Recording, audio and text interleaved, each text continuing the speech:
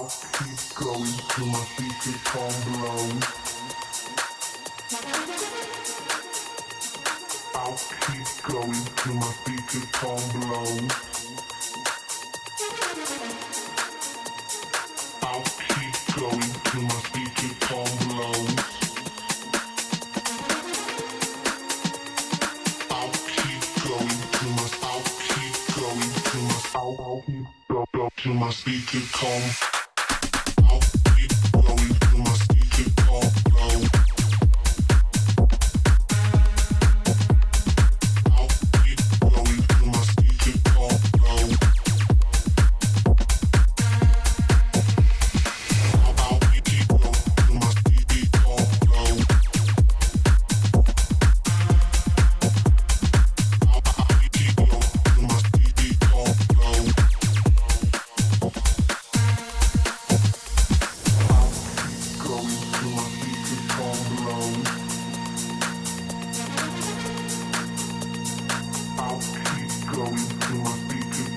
low. I'll keep going till my speaker calm low. I'll keep going till my speaker calm low. I'll keep going till my speaker calm low.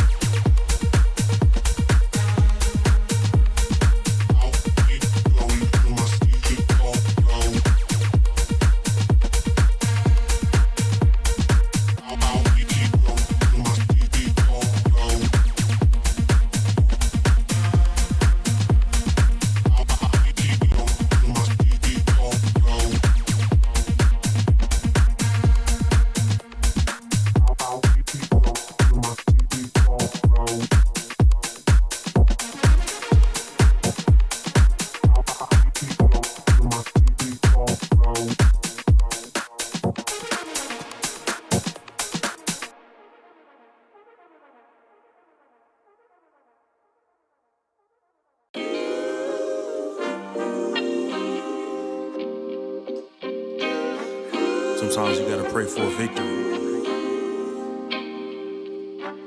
Yeah, I'm overzealous when I'm thinking about the cash flow. I never had no handouts, just came natural. I've been tested so much, all these restless nights, all these different situations that I've been through. I seen pain trying to creep in through the window, but now I'm sliding through the hood in a benzo. You gotta separate yourself just to elevate. I keep some drink in my cup to see through the hate. Sometimes on the road to glory, you gotta press the brakes. I got a lesson plan for all my past mistakes. I swear I'm proud of all my best and my worst days. Proud of all my feet when I touch the ground. Front of ain't it Beijing, man, ain't know the sound. I know I made mistakes, but my mama proud.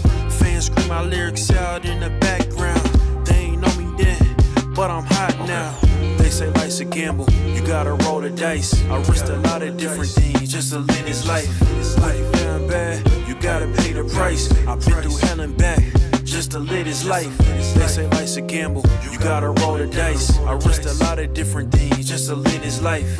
When you down bad, you gotta pay the price. I've been through hell and back just to live this life. I'm faced with a lot of different choices these days. Do a rock and roll Lex account of Blueface. The whole world know my name off a mixtape. I still got the same brother since 6th grade. G-Wagon, red seats, we on Biscayne.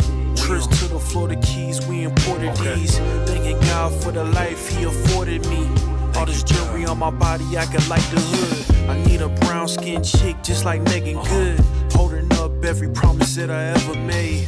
Music in the background, it's a serenade. Been rapping 10 years, boy, this ain't a phase. I paid dues, paid rent, and I stayed the same. I had teardrops running down my face. I've been through a lot, I had real pain. But thank God, cause we really on the better days. They say life's a gamble, you gotta roll the dice. I risked a lot of different things just to live this life.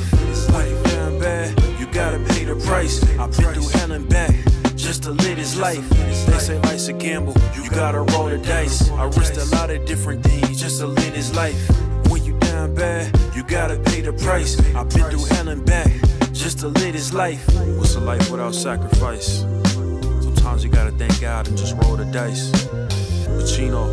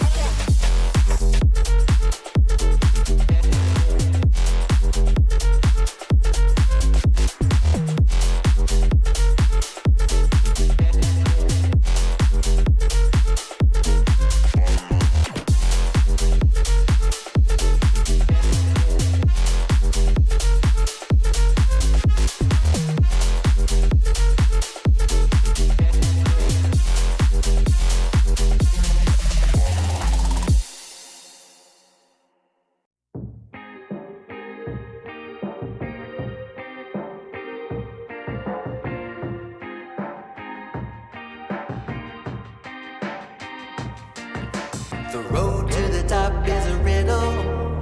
What will be my destiny? Money and fame are awaiting, but not enough is raining on me. Maybe I should give it all up. How much more can I take? Out here singing to the heavens. When I gonna get my break? I can run this town. I can run this town. I can run this town. I can run this town. How will I get out of the jungle? Everybody wanna stop me. 10 more steps up the mountain. Now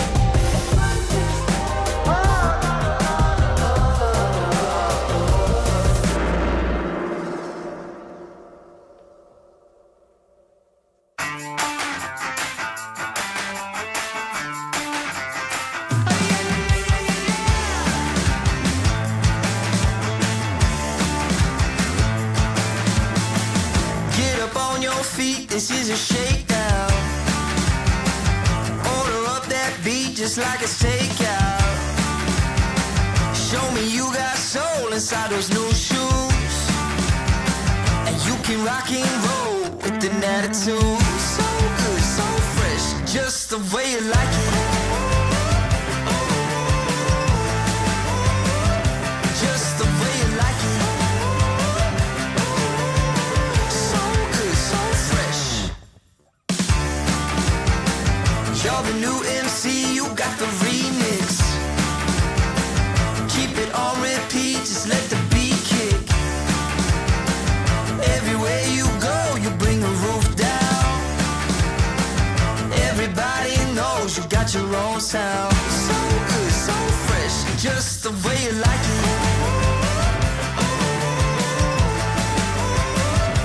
Just the way you like it. So good, so fresh. Yeah, you like it, the way you like it. Oh, yeah, you like it, the way you like it now. Yeah, you like it, the way you like it. Oh, so good, so fresh. Get up on your feet.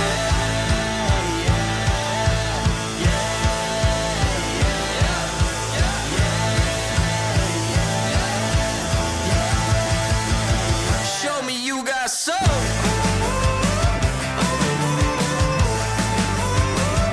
Just the way you like it.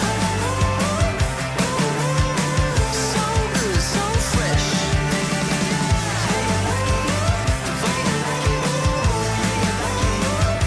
Just the way you like it. So good, so fresh. Get up on your feet, this is a shakedown.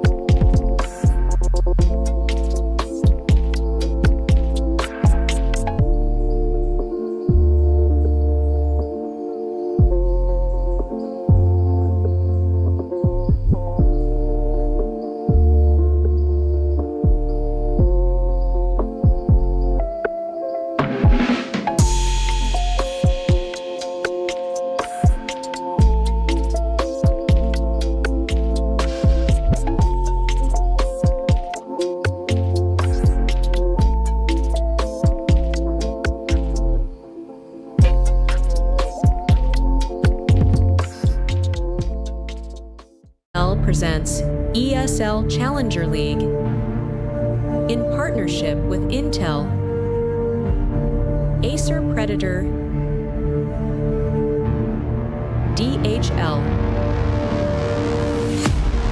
and Qiddiya.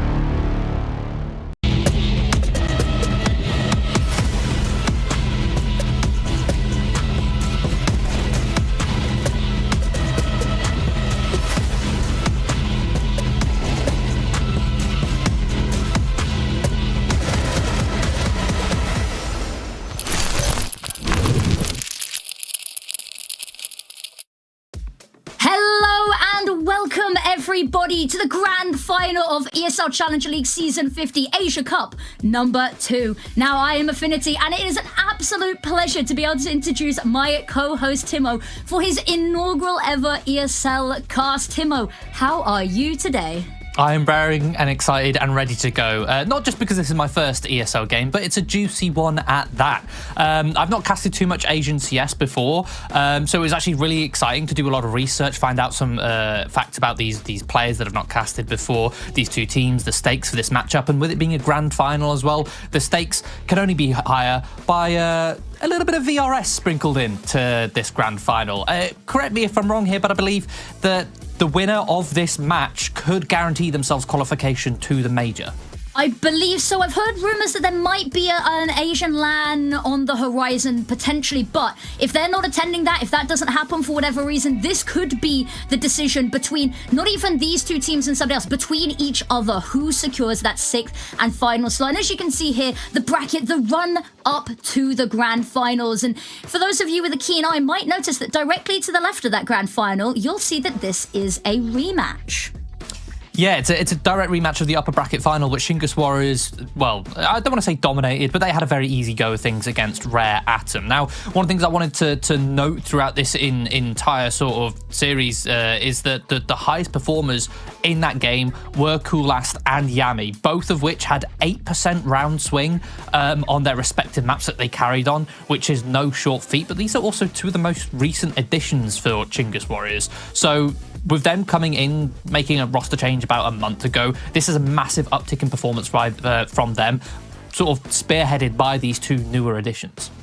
Yeah, exactly. Rare Atom, you know, they've been in the spotlight of the Asian scene for a while now. They actually came second in that very first ESL Cup last month. Actually, I think it was spot on a month ago here.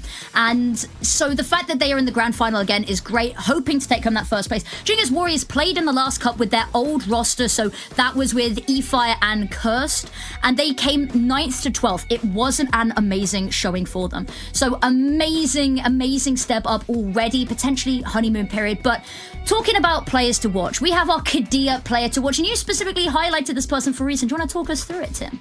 Yeah, so I already mentioned Coolast and Yami, who were the highest rated players in the upper bracket final, but throughout this entire tournament, Coolast and Rue are two of the 4 highest rated players in this entire event so far. So Rue notably absent from that upper bracket final, and I wanted to dig deeper into sort of some of those stats. And looking at that upper bracket final, Rue was present in 13 opening duels, which is 60% more than anyone else in that match. So that indicates to me that throughout all the games that Chinggis Warriors have played so far in this tournament, people were struggling to shut down Rue. He was having a field day in those entry fights, in those entry duels, in those first in-game engagements, giving Chinggis Warriors constant man advantages. But up against Rare Atom in that upper bracket final, Rare Atom were able to shut him down, not all the time, but a lot more than other teams were, which meant that Chinggis Warriors were having to fall back onto their B game, and obviously it paid dividends, right? 13-6, 13-6 on 2 maps. You'd expect if it was back and forth with those opening duels that you'd then have a close game, but it wasn't. It was still one-sided, even though Rue was not having anywhere near as much success. And with him, again, being a 1.35 rating over the course of 9 maps so far, I'm going to be looking at him to either perform and this be an absolute stomp, or if he doesn't perform, I want to see what sort of implications and setups that Chinggis Warriors have in place to sort of mitigate or assist or guarantee trades should he fail in getting opening kills. And talking about that, the opening picks, the orbs, everything we've highlighted that's been a little bit funky with the roster changes. Let's have a look at how that might be impacted by the veto here. Ancient, Mirage, and then Inferno as the decider. Now, this is quite an exciting veto, and I think you leaned into the idea in the green room that Inferno could potentially be that matchup, that final resting place of this series. And this is exactly the veto that we saw, and in the order that we saw it last time these two teams played in that upper bracket final only a couple of days ago. 2 days ago, I believe. Yeah, so direct rematch. You can see Rare Atom, they're not wavering by losing their pick of Mirage at all. They've decided to say, look, no, we're confident that we have what it takes to win on Mirage. We're going to pick it again. But of course, first you've got Ancient to go through from Chinggis Warriors. Now, I believe we're going to head to a short break. Just a couple of finishing touches that we need to put onto this map. But we will be back to kick-start this veto, this series, very soon.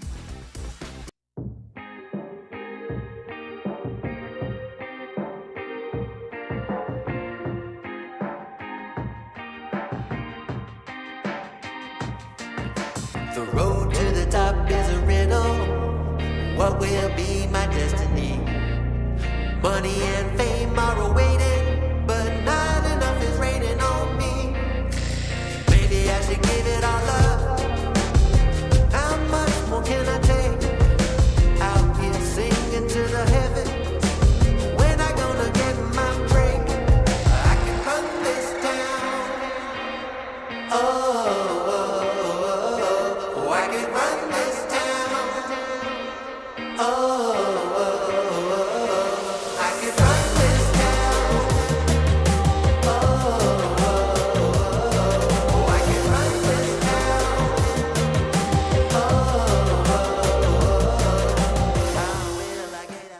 Welcome back, wonderful people. Are you ready to go? The grand final, VRS points, and a major invite potentially on the line here for both of these two teams. A rematch of the match we saw only 2 days ago. Everything is lining up for a banger series. Yeah, and again, it's those two newer additions of Yami and Coolast. Obviously, Coolast had a little bit more history with the Chinggis Warriors beforehand, but who spearheaded their victory against Rare Atom in that upper bracket final. Who we're going to be looking at to do the same again, but kind of with Rue being that focal entry figure going into most of those opening engagements. But Ancient, the first map in this series, it was Yami with a 1.91 rating, almost 120 ADR, which is a no short feat. Let's see if you can replicate that here up against Rare Atom as we kick off with the pistol round. It's going to be a bit of a 2-3 split here for Rare Atom with a overload in towards Cave, but Chinggis Warriors setting up for a bit of an A execution. That they are, and there's so much info on that B side of the map, but it's all going to be happening on A. Push on out, Molotov to go on forward is going to still allow Dangerous to get his name into the kill feed early, not going to completely shut him out. Bomb's going to go down super swiftly, and as you can see, Rotates come on through. Smoke's in the way, and there's going to be a huge fight going on here in Donut any second now. Rue dancing around the pillar. Okay, waiting to pounce as well. Rue takes the initial contact, can't quite find the kill. It's a little bit messy, and in the meantime, finds one, finds two, back to back. But unfortunately, the team melts away the bone, and there it is, a pistol round. It's speedy, it's snappy, and Rare Atom, all the information in the world isn't going to save you from that. Yeah, it's one thing having that information with that forward push, but you still need to be in a position to react off of it. The execution was lovely from Chinggis Warriors. They already identified and had a plan before they execute the site and where their post plant was. And it's one thing I always say when it comes to executions and site techs, it's always important to know where your post plant is going to be, preferably before you even hit the site. And it's even more important on Ancient, where retakes are so easy for the CTs. As the Ts, they just smoked deep into Donut, took Donut control, had a position to hold down for the bomb, and Rue, beautiful double kill with the Glocks.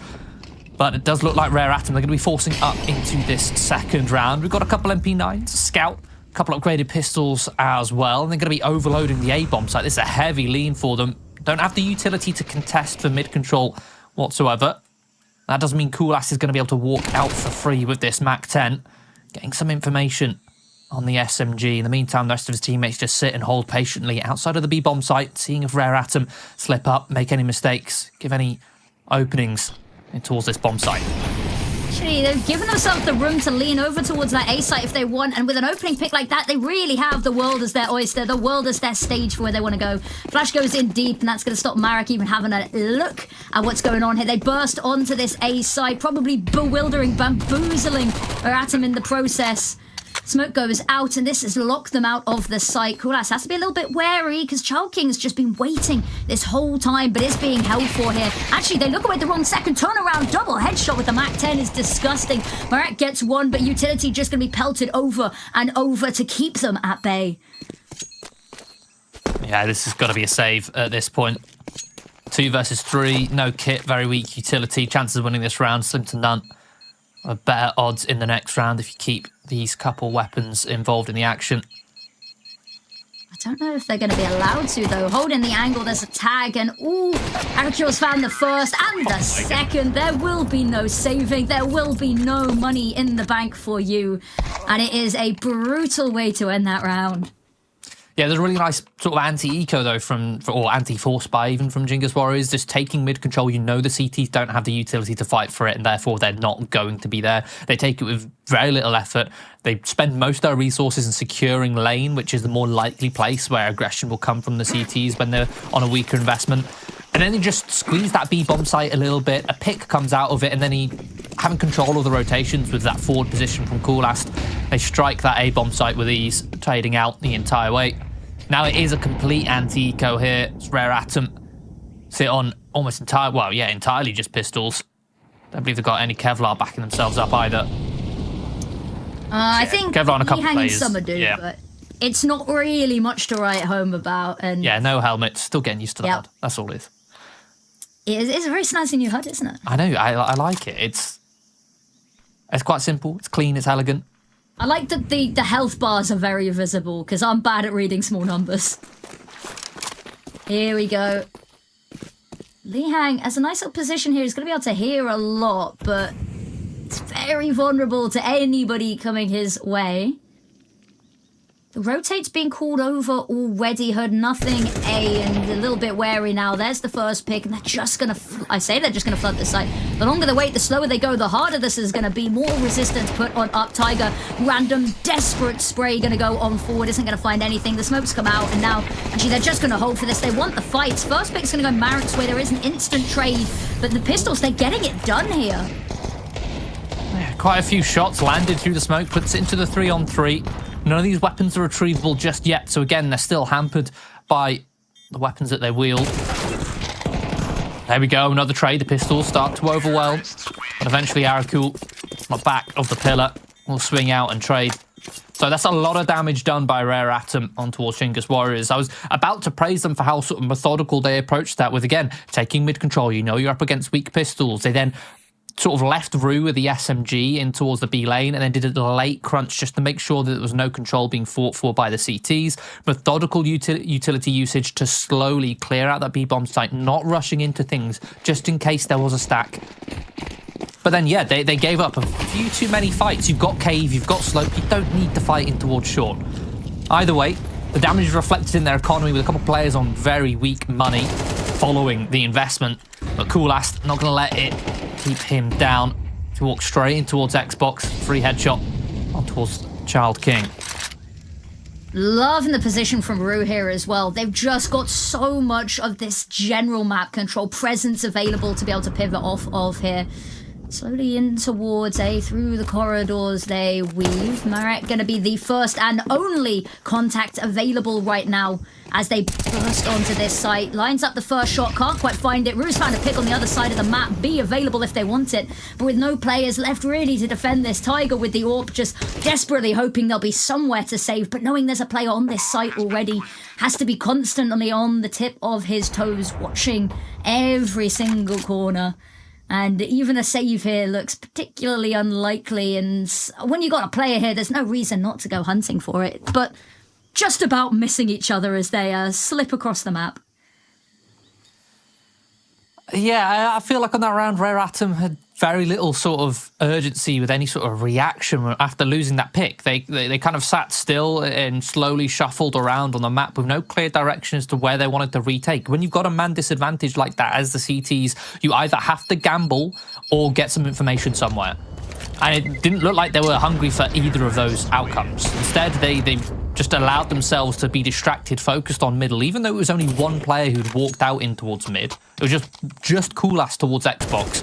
Yet they were still sort of just shuffling around, unsure what was going on. And it meant that 3 players could just walk out on the A site, catch them off guard, not looking, trade out with that man advantage. And you even still got that extra sort of X factor of Rue over towards the B bomb site, ready to listen out for rotations, giving further information, passing that across to his teammates. Exactly. Tiger lucky to still be alive at the end there. I heard a couple of bullets headed his way and saved by the bell, but that will be the only weapon they have coming into this, aside from a couple of upgraded sidearms. Rue, we talked about it, the entry player feasting for a fight here. Molotov goes over, but positions are just going to be held. Mid control fully under the thumb of Rare Atom, but doesn't even look like Chinggis Warriors is particularly bothered by this. Molly goes into Cheetah, who's going to follow up with it. Tiger's got 1 pick, but needs the rest of his team to step on up. Rue's immediate swivel back to keep the numbers in their favor. Still 2 versus 3, not exactly the number of advantage you'd want from a buy like this. Proactivity coming on out here from Coolass, but going to be taken down by the pistol. Bomb does go down, but 2 versus 2. 1 weapon recovered as well, and with Summer using it to its maximum capacity, Rue left a tiny ledge to work with here, a tiny ledge to stand on. Finds the first, round the corner, Marek's got it with the pistol, and they swindle this round, stolen from the jaws of defeat.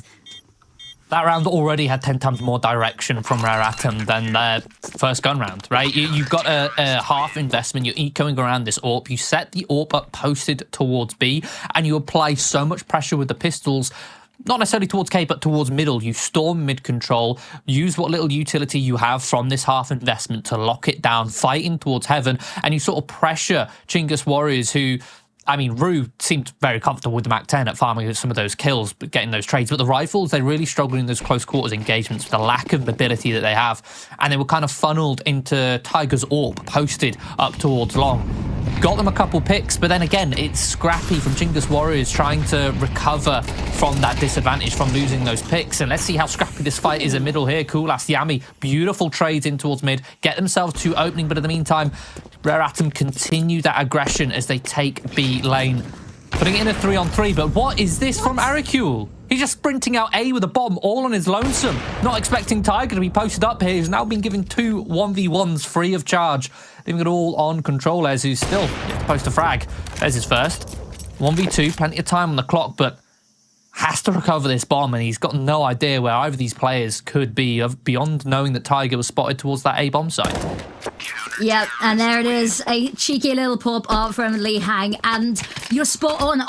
We watched that jump round the corner, bomb in hands, no weapon out, no utility, and the bomb falls in a very unfortunate situation there. Aricule, you know, even if he hasn't dropped the bomb that far back, him even going down puts the team in a weird situation, but the bomb falling the way that it does just puts it in a nigh-on unwinnable situation, especially with that only weapon available being that very clunky, difficult to move around AWP, and no rifles anywhere nearby to recover all of the space in the world for Rare Atom to work with. And they find a second and finally force an eco from Chinggis Warriors.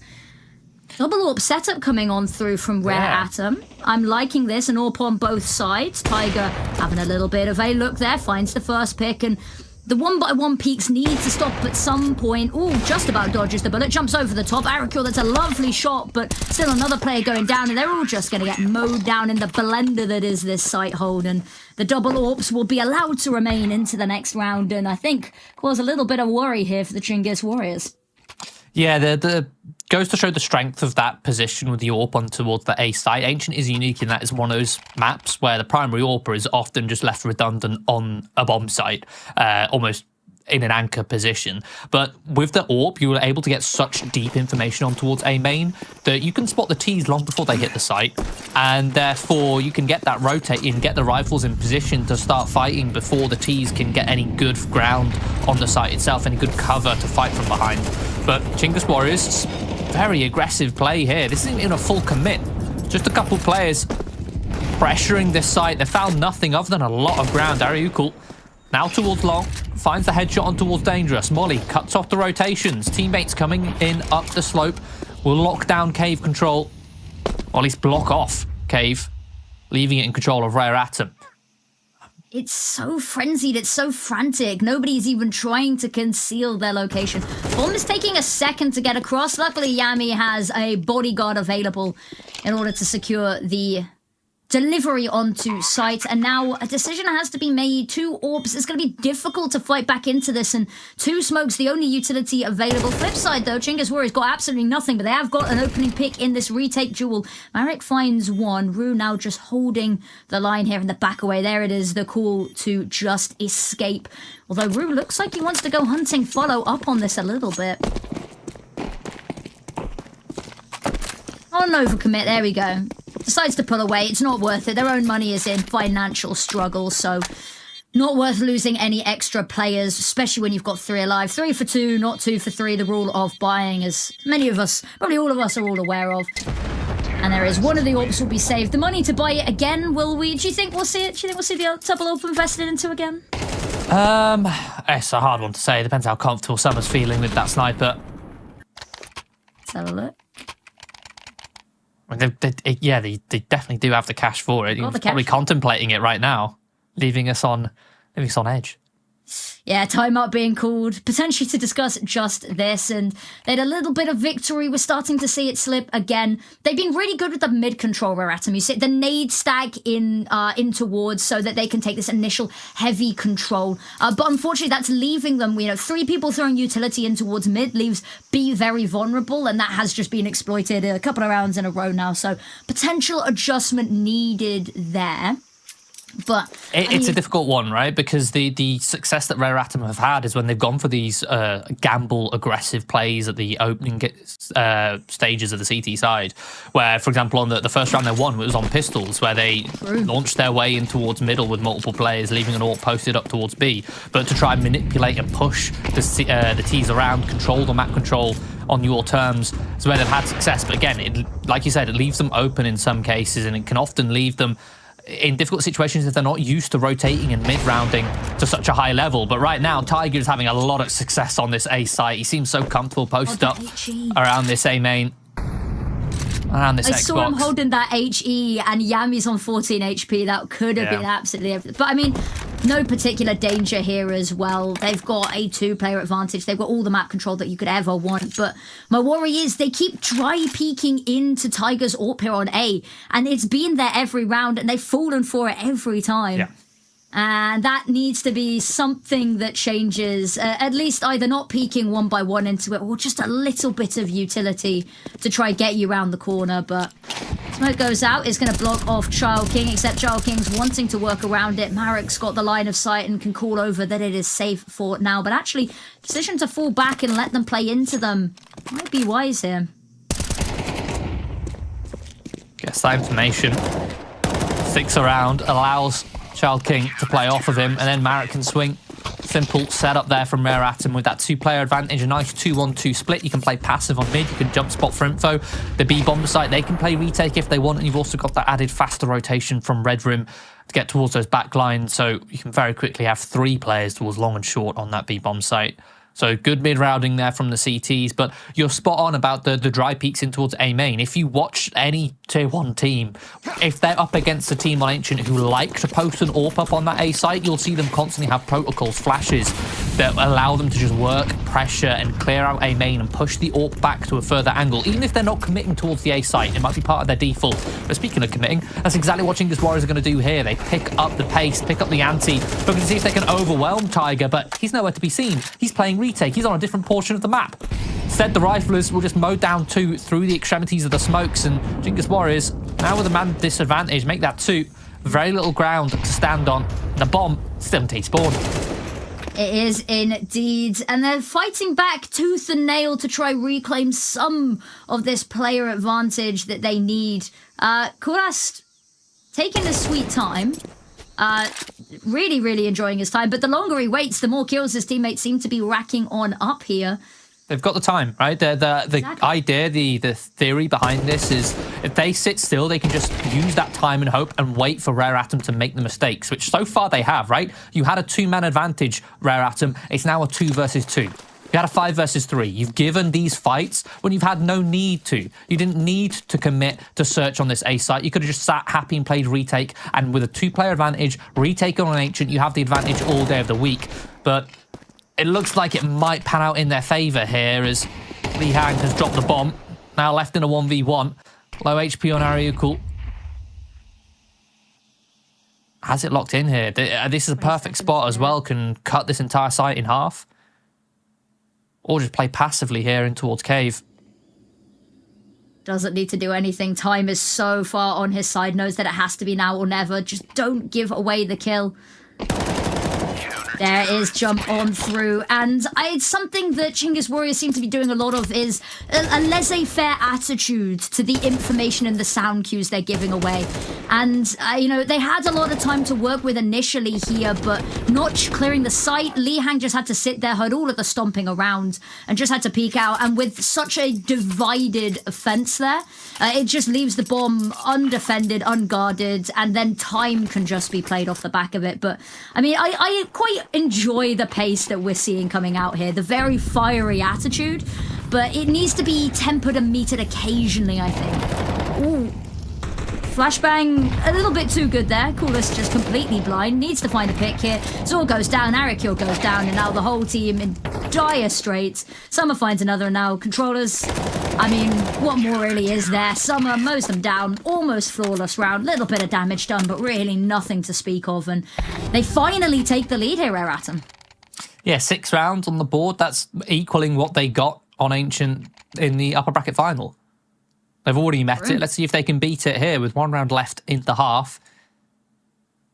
And so far, they've done a good job at kind of staying a little bit more composed in the mid-round scenarios. I mean, obviously, it's still not been a great amount, but it's still been more than Chinggis Warriors who've just slipped up here or there in these mid-round scenarios, despite having some of the man advantages early on. Looking to fight for lane control.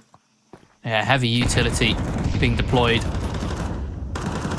These smokes are doing so much heavy lifting here. So much utility has already been drawn out from Rare Atom. Tiger lines up the first. Are they going to let him isolate the fight? Oh, shit, through the wall.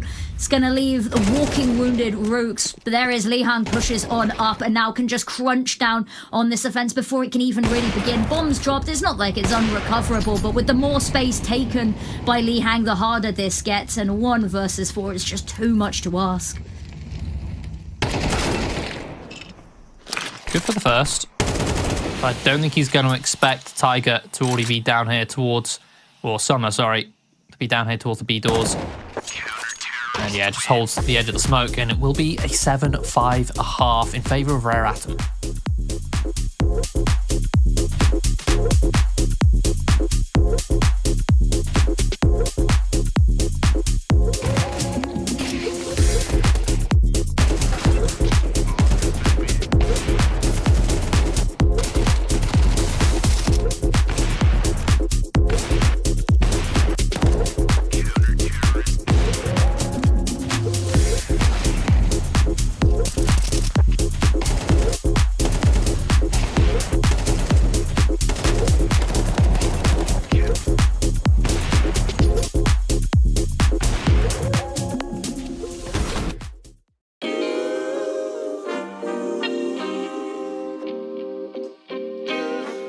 Sometimes you gotta pray for a victory.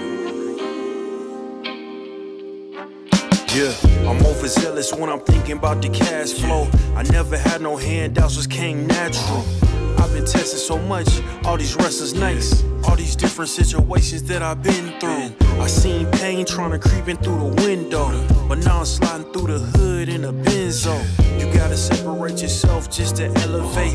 I keep some drink in my cup to see through the hate. Sometimes on the road to glory, you gotta press the brakes. I got a lesson plan for all my past mistakes. I swear I'm proud of all my best and my worst days. Proud of all my feet when I touch the ground. Front of 8 at Beijing, man, ain't know the sound. I know I made mistakes, but my mama proud. Fans scream my lyrics out in the background. They ain't know me then, but I'm hot now. They say life's a gamble, you gotta roll the dice. I risked a lot of different things just to live this life. It's life down bad, you gotta pay the price. I've been through hell and back just to live this life. They say life's a gamble, you gotta roll the dice. I risked a lot of different things just to live this life. When you down bad, you gotta pay the price. I've been through hell and back just to live this life. I'm faced with a lot of different choices these days. Do a rock and roll Lex account of Blueface. The whole world know my name off a mixtape. I still got the same brothers since 6th grade. G-Wagon red seats, we on Biscayne. Trips to the Florida Keys, we imported these. Thanking God for the life he afforded me. All this jewelry on my body, I could light the hood. I need a brown skinned chick just like Megan Good. Holding up every promise that I ever made. Music in the background, it's a serenade. Been rapping 10 years, boy, this ain't a phase. I paid dues, paid rent, and I stayed the same. I had teardrops running down my face. I've been through a lot, I had real pain. But thank God, cause we really on a better days. They say life's a gamble, you gotta roll the dice. I risked a lot of different things just to live this life. When you down bad, you gotta pay the price. I've been through hell and back just to live this life. They say life's a gamble, you gotta roll the dice. I risked a lot of different things just to live this life.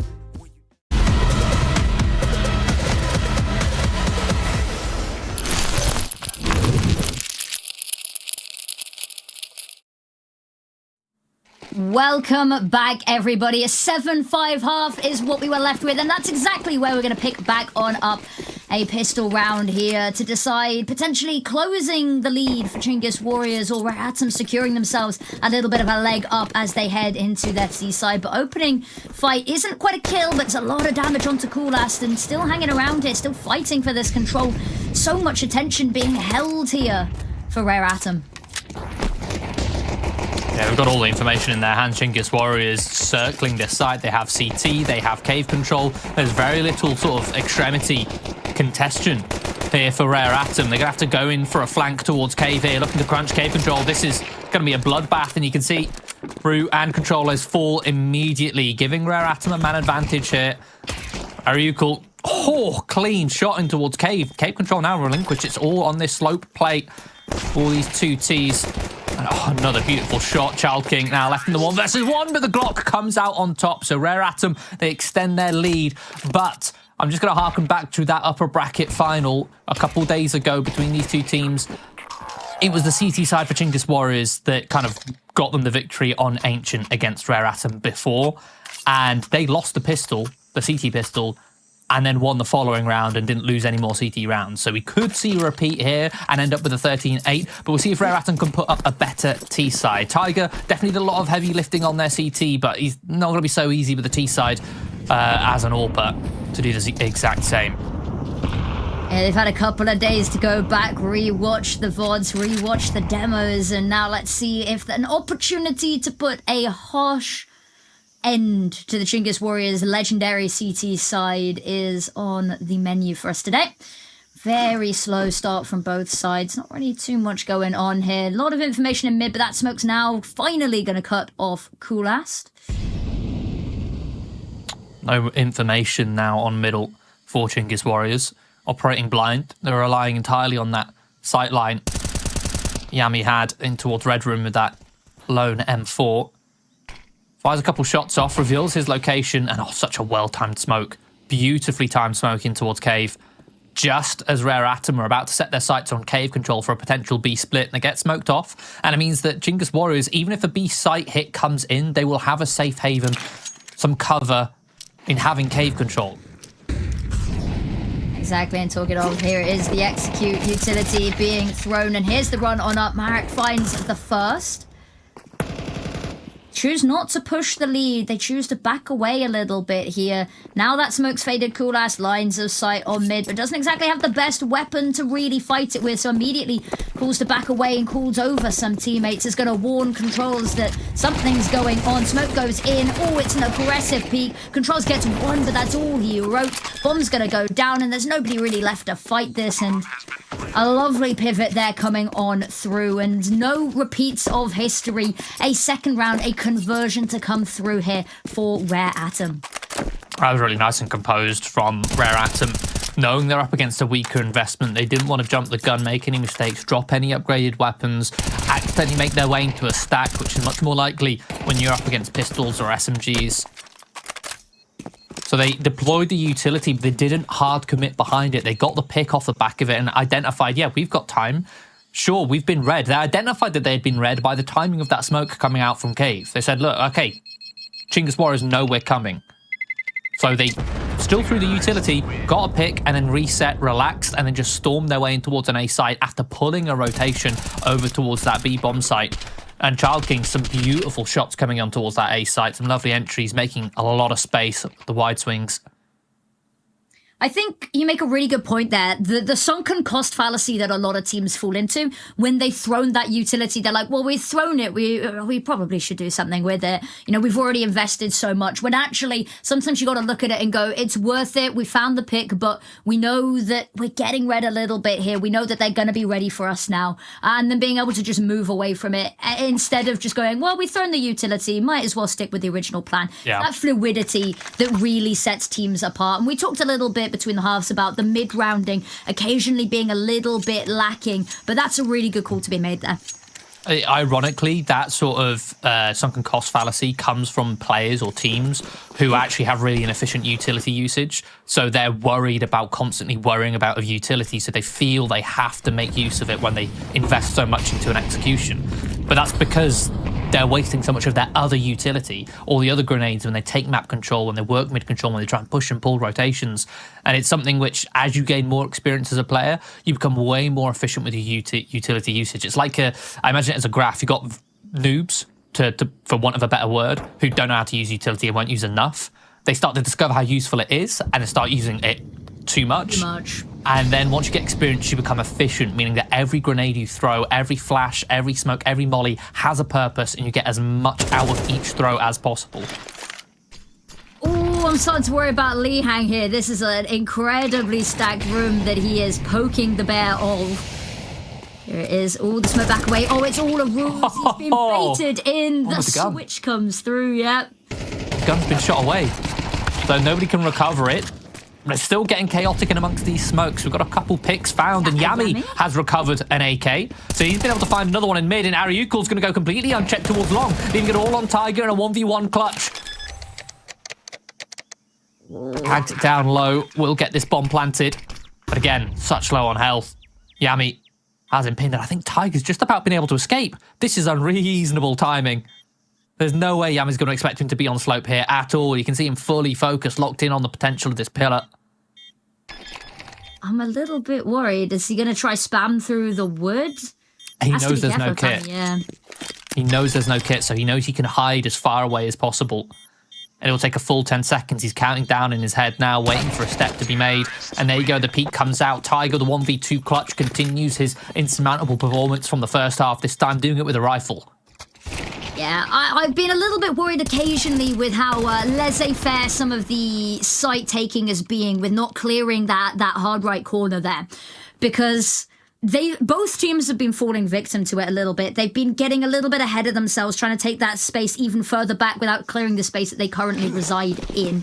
And the fact that it comes down to a 1v1 there is unfortunate. It's not sustainable to be constantly asking for clutches, but it's a nice little round streak they've got going here. Need to double the round, Chinggis Warriors, to bring this back. And we talked about their CT side. I think the homework has been done here.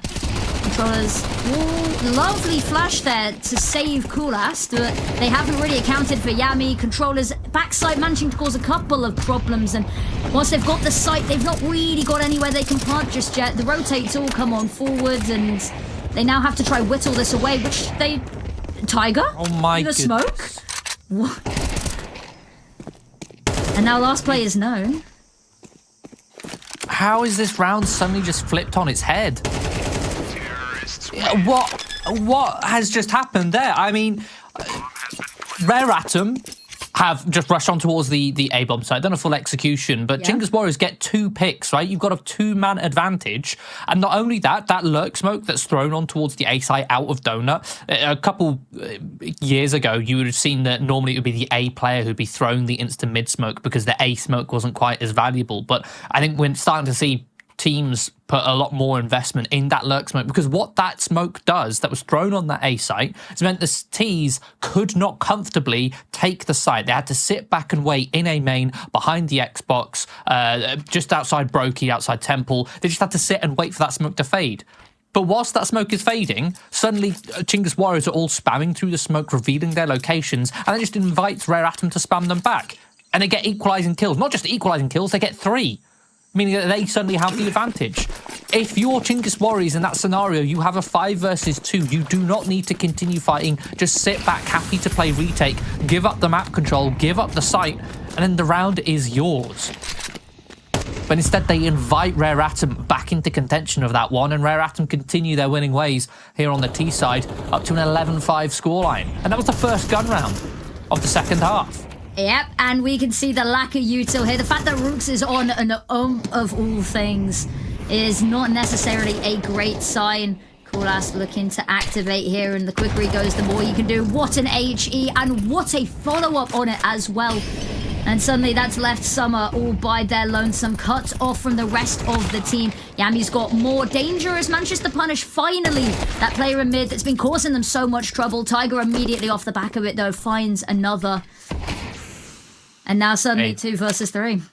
And now you've got the man advantage. How do you play with this one, Chinggis? Don't hate this play from controllers, because they've got that information where they should know where Summer and Tiger are. If they've done their research, he gets a very forward position, can cut off most of the map by being pretty much in T-spawn. And the other 2 B players, they just play together, make sure they have trade potential, locked down in cave, hiding in cover. So they're not vulnerable to being picked off, to Rare Atom equalising the player count. And also means they're happy to play retake, something which they should learn from the previous round. Can give up this B-bomb site and play from the extremities as Summer and Tiger start to creep on in. Well-placed molly, but Ryukul's just in front of it. Oh, and Summer doesn't expect it. Shadow spotted. It's an easy finish, and Tiger overwhelmed. We'll finally see a CT round on the board for Chinggis Warriors. Yeah, I don't want to say too little too late, but they've let a lot of this second half slip away from them. But it's well done. They find that player advantage. And then what we've seen them do quite a lot here is they've been quite good with finding the opening picks and all of that. But then what they do off the back of it hasn't always been great. The mid-rounding we talked about has been a little bit haphazard. This time, they take a beat, they take a pause, they slow it down instead of trying to ramp up the pace. And actually giving themselves the time to think and adjust accordingly. You talked about that amazing position from controllers, who is basically in T-spawn, has half of the map under his thumb, can call across that he's not seeing or hearing anything mid or A, and that just allows them to keep 2 players B and keep this advantage in the numbers. A round win, despite the consecutive round wins from Rare Atom, that one for Chinggis Warriors has put a dampener on Rare Atom's economy. You can see them forcing up into this one. Only 2 Galils as far as primary weapons are concerned. The rest are on the secondaries, they're on the pistols. And beautifully played from Chinggis Warriors. They get that information that mid is clear. They see no resistance, so they just are happy to hunker down in towards the bomb sites. Well, yes, they are pretty much operating blind towards mid. For all they know, Rare Atom could walk in. It's an educated gamble, calculated risk that they're taking, meaning they can bolster this A-bomb site with 2 players. You can see controllers now starts to shuffle over towards Red Room, has that fast rotation in position. Utility being thrown now on towards this B-bomb site, trying to set up a fake, and you can see it's pulling Yami away. He's tempted to walk away from Temple, and it means that he's not in a position to trade perfectly on Coolass. Yes, he gets 1, but he then goes down in the process, so the advantage now lies in the hands of Rare Atom. A 4 versus 3. As they wait for their teammates to rotate back in towards A main, they'll get this bomb planted safely and soundly.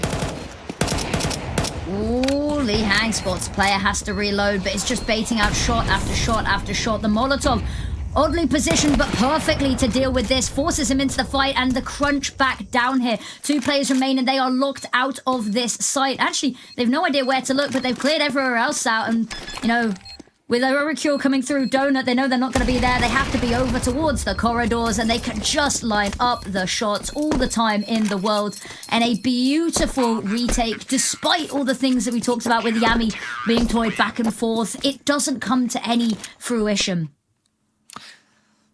A lesson learned on the success of playing retake, even with the man disadvantage on that A-bomb site. The Chinggis don't sort of overstep their bounds. They allow Rare Atom to be the ones to reveal their locations. And Rare Atom, I'll be honest, not a strong post plant. They didn't really take much map control. They didn't have Temple, didn't have Donut, didn't have CT, meaning they're only sat in A main, which is not the strongest position to defend the bomb from.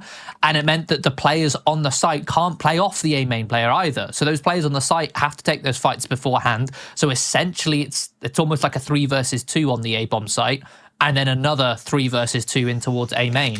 And that's now, rather than having a 4 versus 3, it's 2 separate engagements which are in the favour of Chinggis Warriors.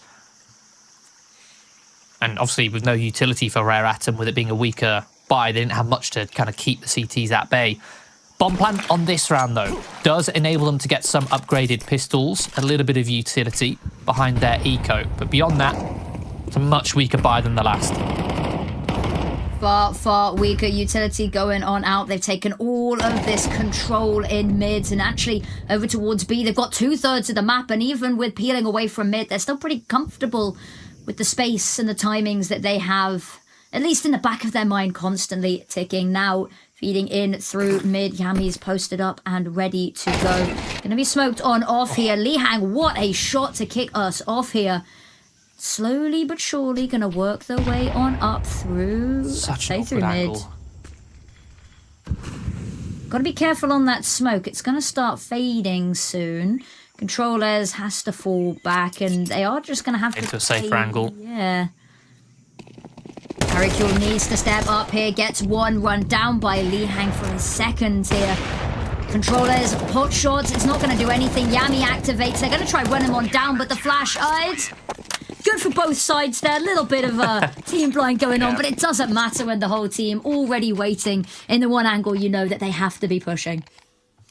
Yeah, you can see the thought process from Rare Atom, right? Even though that they've got weak utility, weak weaponry, they take their time and just squeeze Chinggis Warriors, make them sweat, and let Chinggis Warriors be the ones to make the mistakes and punish any mistakes, including that peek in towards Heaven, right? That's an angle which does not favour the player in Heaven because the angle is closer to him, therefore the players at the bottom of mid see the head first.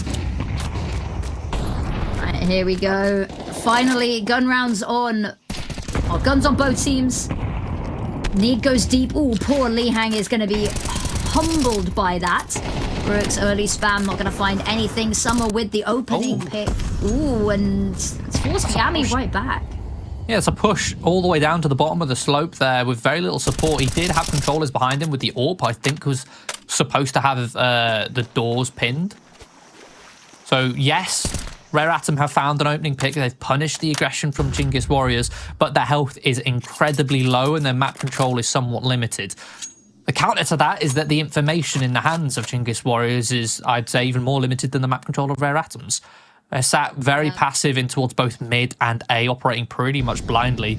The only information they really have is that they have the second portion of Cave, not even the first portion, and they've got the AWP posted on long down towards the slope of B. But this is a heavy gamble, heavy gamble from Chinggis Warriors leaning towards B. The question is this a gamble with the intention to save if it is A, or are they going to try and attempt a retake of this bomb site? They seem like a team that's eager to try retake, but maybe not so much. They've sent a couple of players looking, but actually it feels so non-committal right now. Now we'll see people start to rotate on over, and it's all dependent on whether they can find a pick and whether they can find a pick quickly. Plus has found the first, and that's going to give them all the motivation they need to try and go for this. But unfortunately, trade comes through, but they've just committed to this now. There's not really an escape option for them. Yami going to peek around, isn't going to spot everything, but that's when Marak strikes, comes out, swings for the second. Zor's got one, but that's going to be it. And there it is, Child King to sweep up Rocks, the last. And that's finally, it's taken them a while, but they've got their 2 map points. Yeah, I'm not sure how I feel about that setup from Chinggis Warriors, right? They didn't do much, considering they were playing retake with a man disadvantage. They didn't do much to try and get back that advantage whilst playing retake, if that makes sense. Because one, there wasn't any proactive plays with that gamble towards B. 2, there was no sort of attempt to get a pick as Rare Atom approached the A-bomb site, pick off one player. And then the retake kind of just fell apart from that point onwards. It's just simple trades from Rare Atom. Chinggis Warriors now 4 rounds behind. They need to get 4 in a row just to take us to overtime here on map 1, which, let's remind everyone, this is Chinggis Warriors map pick. Yeah, very different state of affairs to what we saw even 2 days ago here, and that's lovely adjustments coming out from Rare Atom now. Opportunities needed. They've got all of mid sorely under control, and it's over towards B that they're going to start to feel the burn a little bit. Rooks got a smoke to protect him, dodging utility, can hear everything, call it over, but actually not really committing to taking too much proactive action here. Tiger spots a little bit, firing off shots, but there's the smokes coming out in exchange, and that does just force them to at least wait for a second. Lihang, important fight coming on up here, and unfortunately is severely outnumbered. So much trust put in that ramp smoke that they are all just going to turn their attention here to Cave. 30 seconds left. The execute comes through. Bomb committing in towards Cave, but again, this is a position that Chinggis Warriors are happy to defend. They deploy their incendiary. They're about to be crunched. The mid-rounding is very lackluster here until Coolass comes through. Good for 1, but the trades come out for Marek. Cave control now decimated, leaving it all on Controles. And a 1 versus 3 picks up the rifle. Position, I believe, should be known. He's made audible sound cues, at least picks off Tiger with that HE. Needs to get a shuffle on. Does indeed. Don't allow him to isolate the fights here. That is the only name of the game. Taps the bomb, desperately trying to bait them on out. Here's the footsteps, and unfortunately, Marek, he thought he'd killed him. He had not quite succeeded. And there it is, the finalizing pick to secure Rare Atom the first map, their opponent's map pick, and righting the wrongs of a couple of days ago where they had a little bit of a rough time on that T side. Not today, not at all. And I'm quite impressed by what I've seen the switch up here from Rare Atom. Yeah, they looked very composed, especially on that T side there. They were happy to just sit back and wait and almost constrict Chinggis Warriors and slowly work map control, slowly wait patiently for Chinggis Warriors to make mistakes. I mean, even on that last round is a perfect example of it. 30 seconds left and Rare Atom do not panic. They sit still. They know they've got the B-bomb site. They know that they've also got the other entrance to Cave locked in, and they just wait for Chinggis Warriors to sweat, and that's exactly what they do. The perfect decision for Chinggis Warriors in that Cave control there would have been to choose which side they're going to fight. Are they going to fight the site or are they going to fight Cave? If they fight the site, then they're relinquishing Cave and Rare Atom can get the split. But if they choose to push through towards Cave and deal with those 2 players who are in Cheetah, who are waiting for that split, then maybe they have an opportunity, maybe they have a chance at dealing with that fight. But instead, you have 1 player who sits still and then Coolass swings out towards the site. It's just very disjointed. You can see Chinggis Warriors under the pressure that is perhaps this VRS qualification on the line, then they're kind of looking a little bit shaky, especially in these mid-rounds. The cracks are showing. The cracks are showing indeed, and we'll see whether they can start to repair them in that second map. But we're going to head to a short little break, and we will see you guys very soon.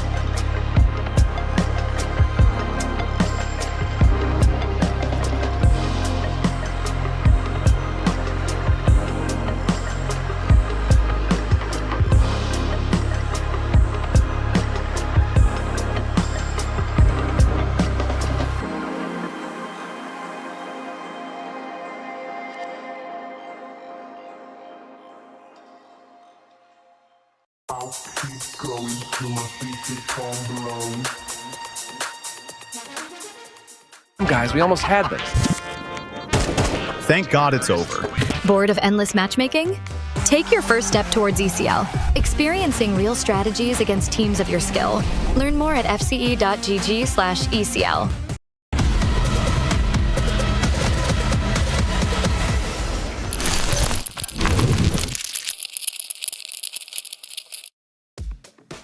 Welcome back, everybody, to the ESL Challenger League Season 50 Asia Cup 2 Grand Final, which is a rematch between Rare Atom and Chinggis Warriors, where Rare Atom have got revenge, at least on map 1, where they took Ancient. Chinggis Warriors map pick down, and we're about to head into the map pick of Rare Atom, which is Mirage. It is indeed. We've already seen way better showings, and going on to their map pick, this is lining up really nicely for them. Rare Atom, they came second in that last ECL Cup, the first ECL Cup. Now they want revenge. They don't want to take home a second place here. And actually, the stars starting to align for them here as well. Additionally, as well, the extra prize pool money never goes amiss.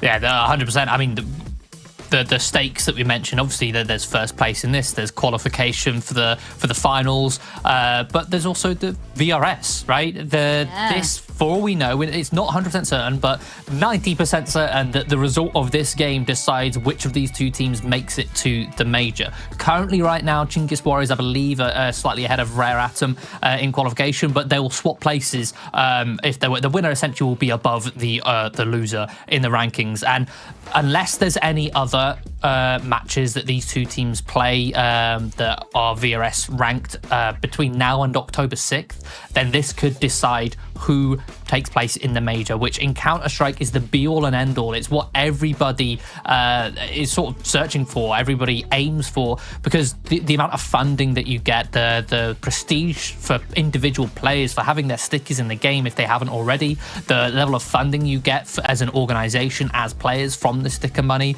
it can set you up to continue your career and keep competing and be able to withstand any trials and tribulations that could happen to you, both financially, within your career, when it comes to playing Counter-Strike, to make sure that you can continue competing to the best of your ability. It makes such a huge difference, and that's what's potentially at stake with this. Not just this best of 3, but this map now.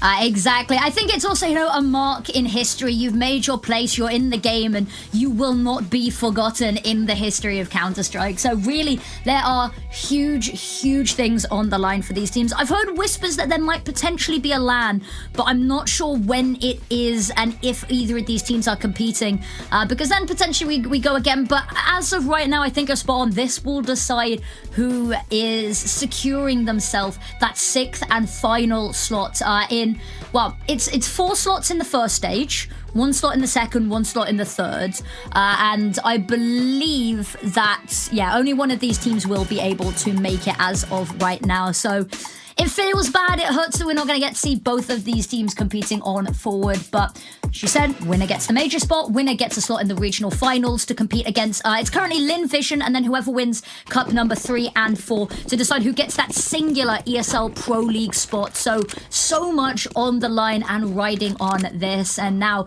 a pistol round to kick off Mirage, and it's going to be Li Hang leading the charge. Actually backs away for a second, spotted somebody and decides, not my date for this fight. She retreating and heading into the underpass instead, and Yami's got a lot of space to work with. They've got so much early information here, and leg spotted, just wants to get out of dodge before the rest of the players top mid can activate. There's a slow work of map control here, trying to keep Chinggis Warriors guessing. That's Rare Atom's approach, but you say that, look at the minimap, and they do seem to be concentrated over towards this A-bomb site. The question is the defense more than some of its numbers? Are these players able to play off one another, establish crossfires, establish bait and switches? But it's Controlless who's just going to bow down 3 players in towards the connector. Some beautiful shooting. Leaves it now all on Li Hang and Summer. Now just Li Hang with the bomb, tucked in towards jungle. Shifting through the murder hole, but does not clear out Rue, who has him dead to rights. So Chinggis Warriors will get the pistol round on the board here on Mirage, giving them an opportunity to develop an economy on that CT side, something which they struggled to do over on Ancient. Yeah, I was going to say, I'm hoping that we get to see a little bit more from the CT side on this map. We expected great things of that CT Ancient, given what we've seen previously from them, and we just were a little bit underwhelmed. We were left wanting more by it, and now an opportunity, a pistol round, bomb plant denied, barely any kills, gives them all of the opportunity in the world to give themselves a running start into this half, and very pacey over towards B. That Molotov is going to slow them right down. On the A front, there's a little bit of presence, but the back away to go and regroup over towards B has been made. They have left a summer, just have a little bit of a vacation in Palace, but whether that comes to much fruition, we will be left to see. Two players in mid. Actually, Yami looking the wrong way right now, is relying so heavily on this initial pick from Controls. Finds it, Yami gets the second, activates, and now it's just a matter of pest control for Chinggis Warriors. Marek, good for one with the P250, shuts down Yami. That's at least $300 in his back pocket. That's the extra 50 per player. Yeah, will be hunted down eventually. MP9 getting the kill. Nice little anti-eco setup there. The Yami with that SMG towards the top of mid. His back is turned because not only is he anti-flash in case a wide swing comes, obviously Controllers takes contact first from window, but it also means he can then hold underpass from his position. So they have a beautiful little setup, a beautiful crossfire, one that is very commonly used among the top levels of Counter-Strike over here on Mirage. Though, again, because it's commonly used, it's one that's very identifiable. So up against the rifles, it's very easy to break it apart if you know it's coming. Now, first real gun round here. Rare Atom, we've got the AKs in hand and looking to go for an all-in set piece on towards this A-bomb site. Currently vacant as Chinggis Warriors play retake. Utility deployed in towards connector, in towards jungle, deep mollies. It's going to push Chinggis Warriors all the way back. Ooh, they're not very nice utility usage. Oh, Summer, that pick onto Yami felt personal now. Rue, last player really able to contest from ticket booth here. I think just the call to back away. Potentially Li Hang might get caught over aggressive here. Actually, no, Ariakul can be taken down, and there's Rue's providing himself an exit. But, I mean, look at the pace in which Marek and, well, Summer as well are heading towards him. In fact, they've completely vacated this. They are direly wanting this kill, desperate for Rue's not to take anything into the next round, knowing their money is going to be in tatters. I find it really interesting, sort of the evolution of A-site executes on Mirage, especially coming into CS2. One of the things we saw when we moved to CS2 is because the smokes can now be blown open and it was much easier to spam them, we saw CTs were much more happy to play retake towards jungle rather than CT. Obviously, A has always been a very retakeable site here on Mirage, so the A anchor would often play retake towards CT. As I mentioned, we saw a shift towards going in towards retake towards jungle because you could sit towards jungle, sit in connector, spam the smokes, break them open.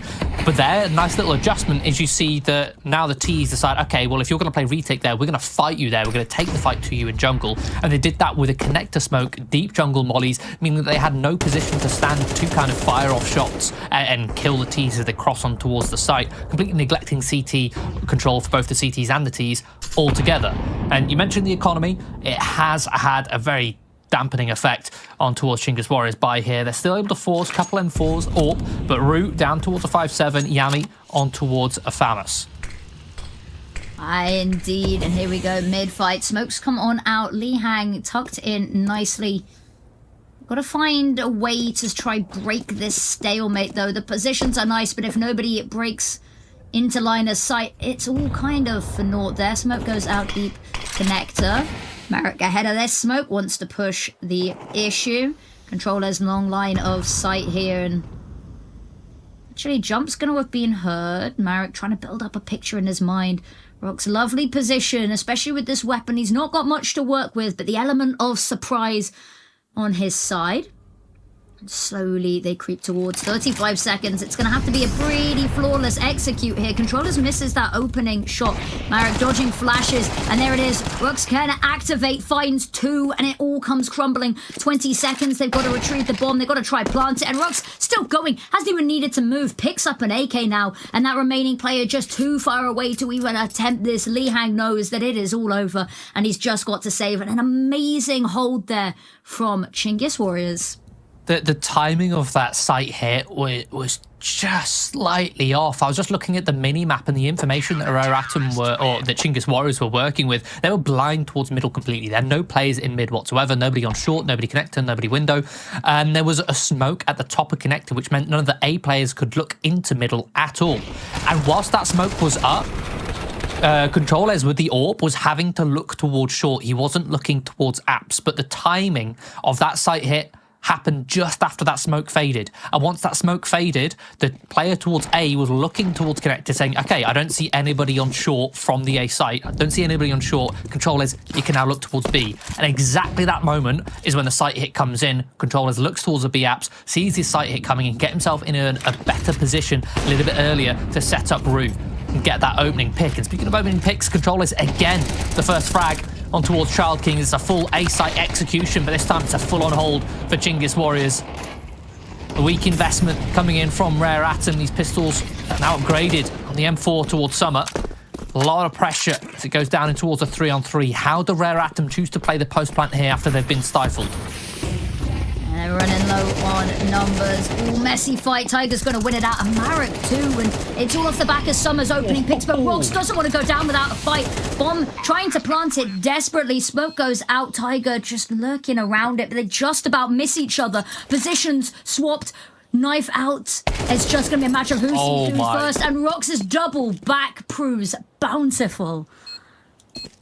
What a beautiful round from both sides. I literally said it up. The last thing I said was that what do the Reratum do in that 3 versus 3? How do they establish a post plant? Where do they go on this A site now that they've been stifled? Now that the smokes have faded? Now that it's a 3-on-3? And they use the limited utility they have left to almost do a second execution up on towards jungle. They smoke connector, they smoke jungle, and then they fight stairs. And as Chinggis Warriors fight through, they kill them and put it into a 3 versus 1. Boom, the round is in the palm of their hands, but Rue just swoops in like an eagle and takes it off them like a seagull on a beach.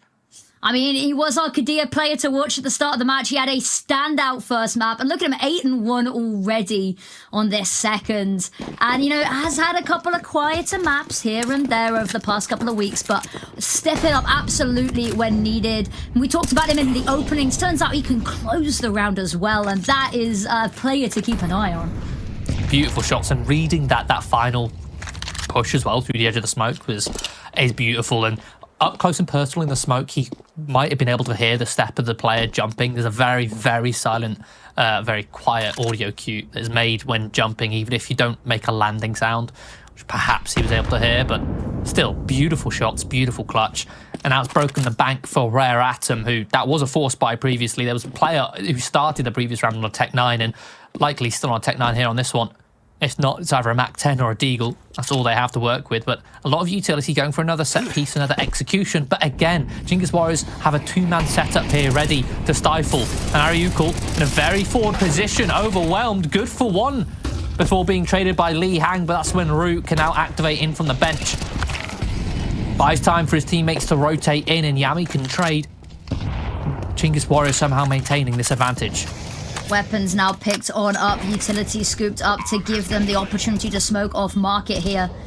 And it's all off the back of being able to slip the net with that first player jumping down. And now awkward angle to try fight back from trapped in market. Really need Coolast to speed up a little bit to provide some sort of pressure, some sort of commotion to distract these players, allow them to activate. No utility remaining, so now fights just have to be taken. They jump around the corner, it's a little bit too overeager. Summer gets one and is taken down. Child King left, only needs to stall. Tension looking both ways as well. He's just dancing around, and there they are, they hop on. I think they've just about got time, but all that was needed, a couple more seconds, and that could have been an absolutely dire way to end that round for Chinggis Warriors. Fundamentally, the 3 versus 2, I like how Chinggis Warriors approached it, right? They didn't rush into it. They knew they had kits. They knew they had the player advantage and likely the weaponry and utility advantage too. So they decided to concede the factor of time in that fight. They let the smokes disappear. They organised and orchestrated their retake, and they made sure the 2 players who were in market together took contact first so that they could trade rather than the player coming towards short. And the player with the AWP controllers went pistol out and jumping around to make sure he could be traded, but the execution was not amazing.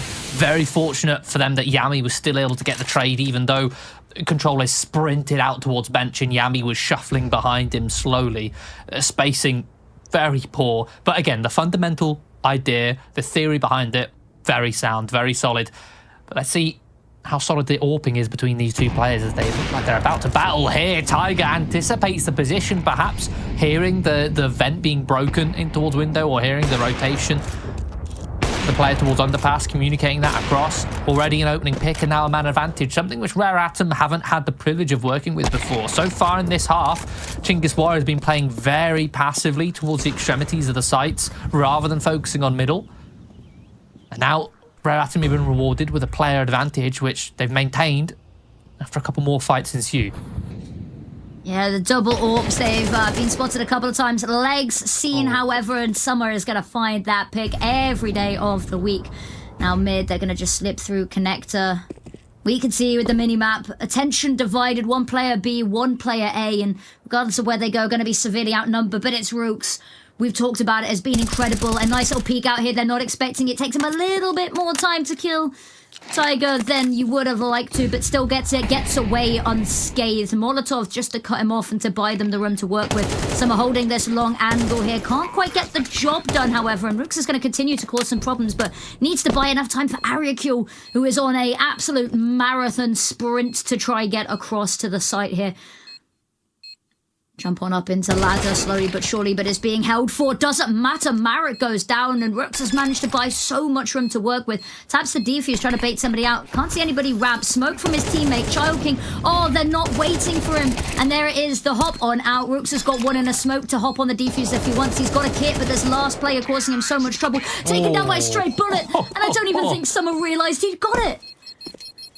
Just the last second fadeaway on the transfer there with the headshot. But finally, Rare Atom get around on the board, or a second one, should I say, but it's excruciating. It's so hard fought for, and Chinggis Warriors don't make it easy.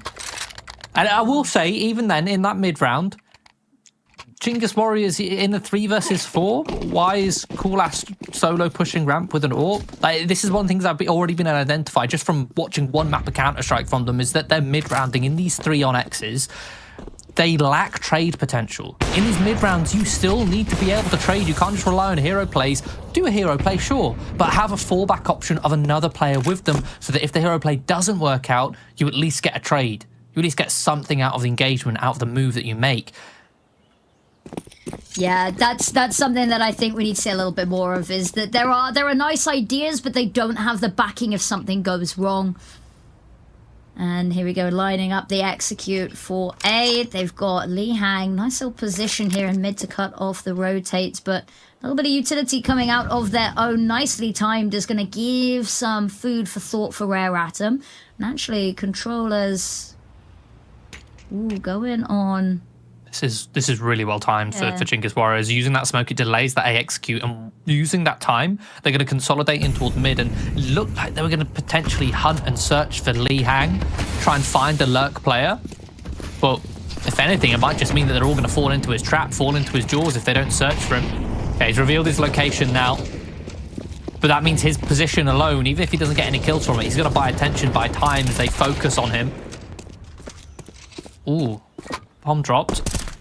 But again, the trade potential for Chinggis Warriors here is very lackluster. It's all one at a time. They have that idea in the mid round. They say, look, we've got a 4-on-5. Let's do something to try and get an advantage back. Let's do it together as a team, which was that sort of 2 players connector, 2 players short. Then as soon as some other factor happens, as soon as something sort of changes in the round, they abandon that plan. And then they abandon any sort of team play altogether. They all just start running off in their own direction. One player sprints off mid, one player sprints, turns around towards A, starts fighting, spamming the smoke. One player's focused towards underpass. None of them are on the same page in these mid rounds. There needs to be some sort of collective communication, and somebody just makes a call, hey, somebody come with me and do this, rather than just saying, oh, I'm going to go and do this. Yeah, and potentially that's something we see coming through with a changing of the IGL role for the side of Chinggis Warriors, because, of course, Coolast, I believe, is IGLing for them, being new onto the team as well. So maybe taking a little bit of time to get the footing there, perhaps. Now, here we go. A little bit of an idea in towards mid, but actually they give up the space. All shoulder spotted. Child King gonna throw over the window smoke. They hang there as well with an HE just to give them a little bit more firepower ready. And look at that. They all pop out one at a time. And Li Hang even spins around, but Marix has already got a Yami. And they just, in a matter of seconds, they've drawn them in and they take them out in one foul swoop.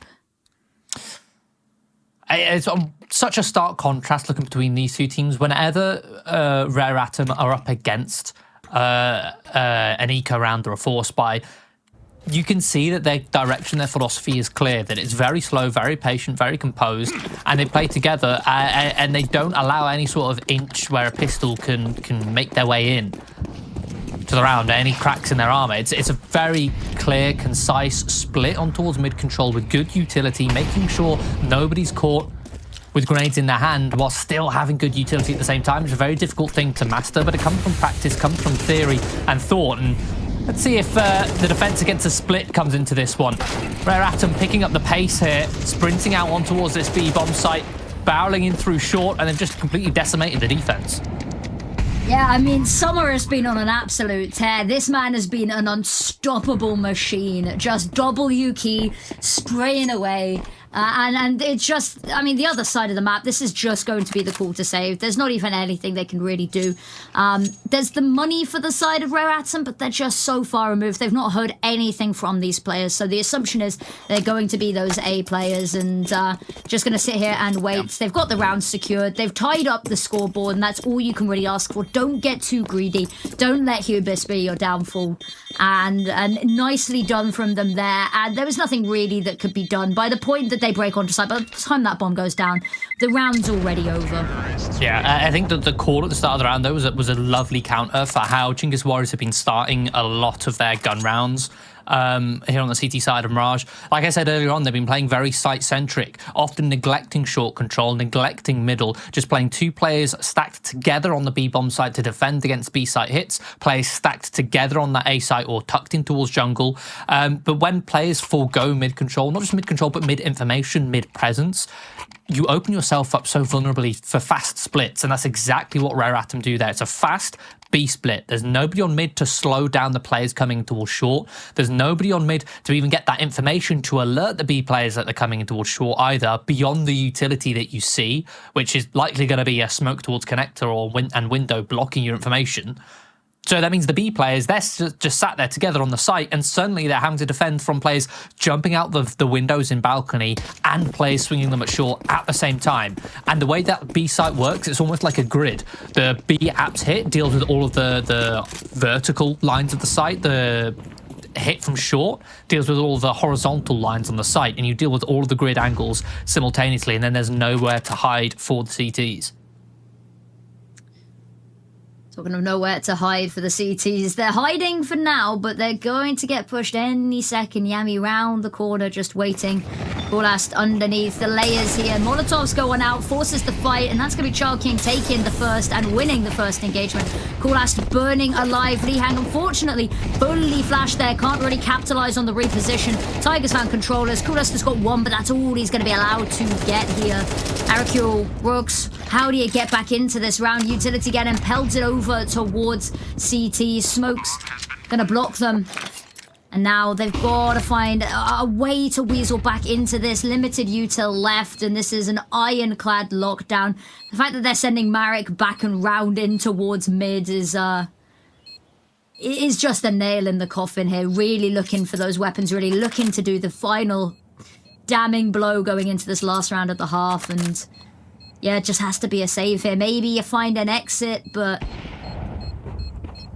Summer, you gotta clear this. Finds the first, pops on out, and to be honest with you, not a sacrifice that's unworthy.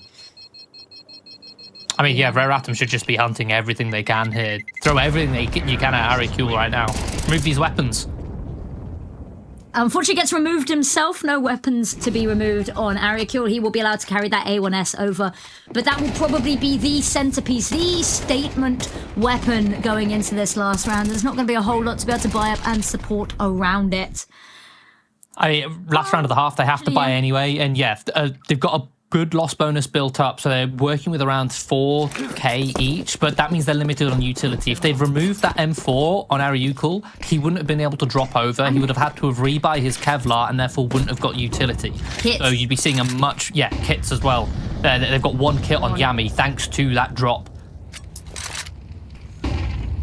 Difficult, dangerous, dire situations. Li Hang being the first to push this apps. This time actually just having a little bit of a back away, not going to tempt his fate. King Molotov over. It's actually just passively holding this space. Not particularly eager to take a step into mid, but disallowing anybody else from doing so either. And now rotate back over towards A. The whole team gathering up here, hoping that the lack of presence elsewhere hasn't been noticed just yet.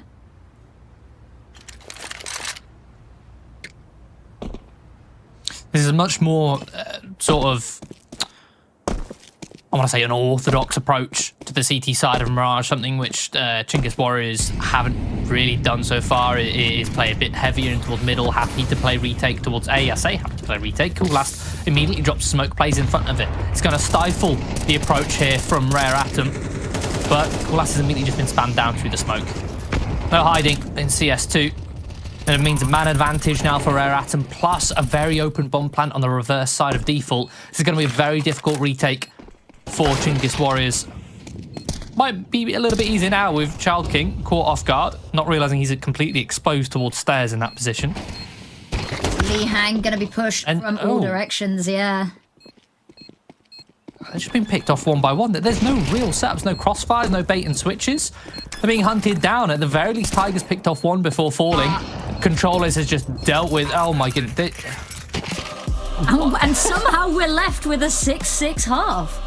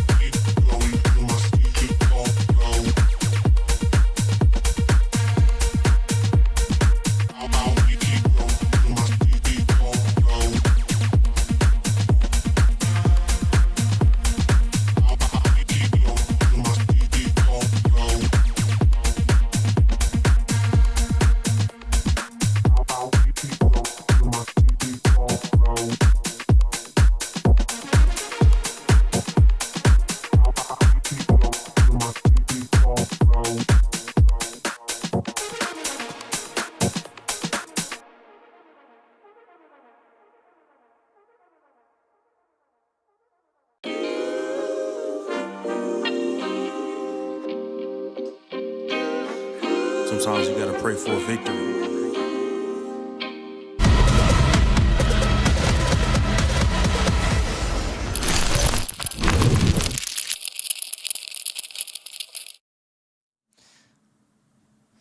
Welcome back to the ESL Challenger League Season 50 Asia Cup 2. In the middle of this best of 3, in the middle of this second map between Rare Atom and Chinggis Warriors as we head into the second pistol round. We're going to have Harry Ukul already an opening kill as Chinggis Warriors look to brawl out on towards this A-bomb site, smoking towards jungle, but that's not going to stop them spamming through to look to see if they can find another pick. Already with a 2-player advantage, a bomb planted securely, and now looking to secure post-plant in towards CT. Indeed. Difficult to now try crack this one open. Post plant so well established, so much space taken beyond that site, and actually you can see the call to back away. Save the armor, save the kit, save the little utility that you have got left, knowing that it's a little bit foobar. Actually, they might have a little bit of a problem with controllers going around the world. Arikul is going to take down Child King as well, just to really do the damage, but actually might be lucky enough that they decided to head into mid instead of over towards B, so there will be small mercies in the saved weaponry. Yeah, you can see there's somewhat a level of hunting going on here. It's very common nowadays with the change of the CT economy, seeing second round 4 spies, especially if you're familiar with your opponent. You can often just look at recent data, look at recent games that they've played to say, oh, does this team like to go for second round 4 spies or not if they lose the pistol?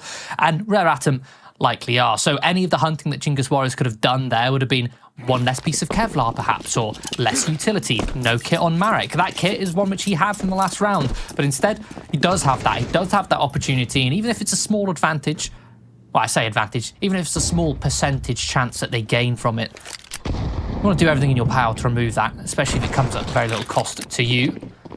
It'll come at high cost to Lee Hang as Kulas tears his head off. Child King, good for one. Trades back and forth into the 3-on-3, but the health dangerously low on these Chinggis Warriors. Controllers and Kulas, less than 20 health per piece. One-shot potential for any of these weapons.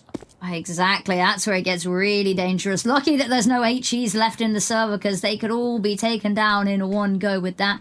Smoke comes out, is going to block off Kulas. And now Rooks has to be the one to break the stalemate, or they just sit and wait this out, hope that there's a little bit of impatience coming on through, but so far it doesn't really look like Rare Atom have placed a foot wrong so far. Smoke going to go out as well for ramp. That's going to block off any help from controllers, especially if they can isolate this fight. There's a tag, but Rook's still managing to find one there. Trade comes through. It's not onto Rook, still going. 1 versus 2. Low HP and on the scout. Difficult weapon to try and get it done with here. All round the corner, getting tagged down lower and lower, and every second this gets harsher and harsher to try and get across the line. I'd be looking to switch to the sidearm, but no, still trying to get it done with the scout, and that will be his downfall. Rooks brings this back into some semblance of balance, and it looked scary for a second, but he has got you guys sorted.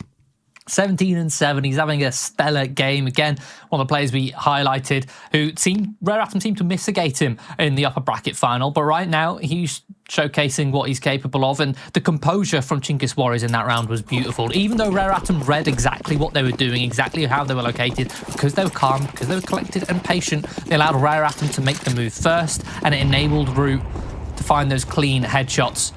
They can then just crunch in on that last player. Pistols unable to land quick enough shots at that range. Looks like Chinggis Warriors going to be picking up the pace here on this anti-eco, focusing on mid-control, sprinting in towards short, but it's a one-dimensional attack. There's nobody coming in towards apps. Okay. Very wise of them to cancel that assault there. I like this a lot. The fluidity, the ability to push and pull where they're wanting to go on the map is going to be hugely important.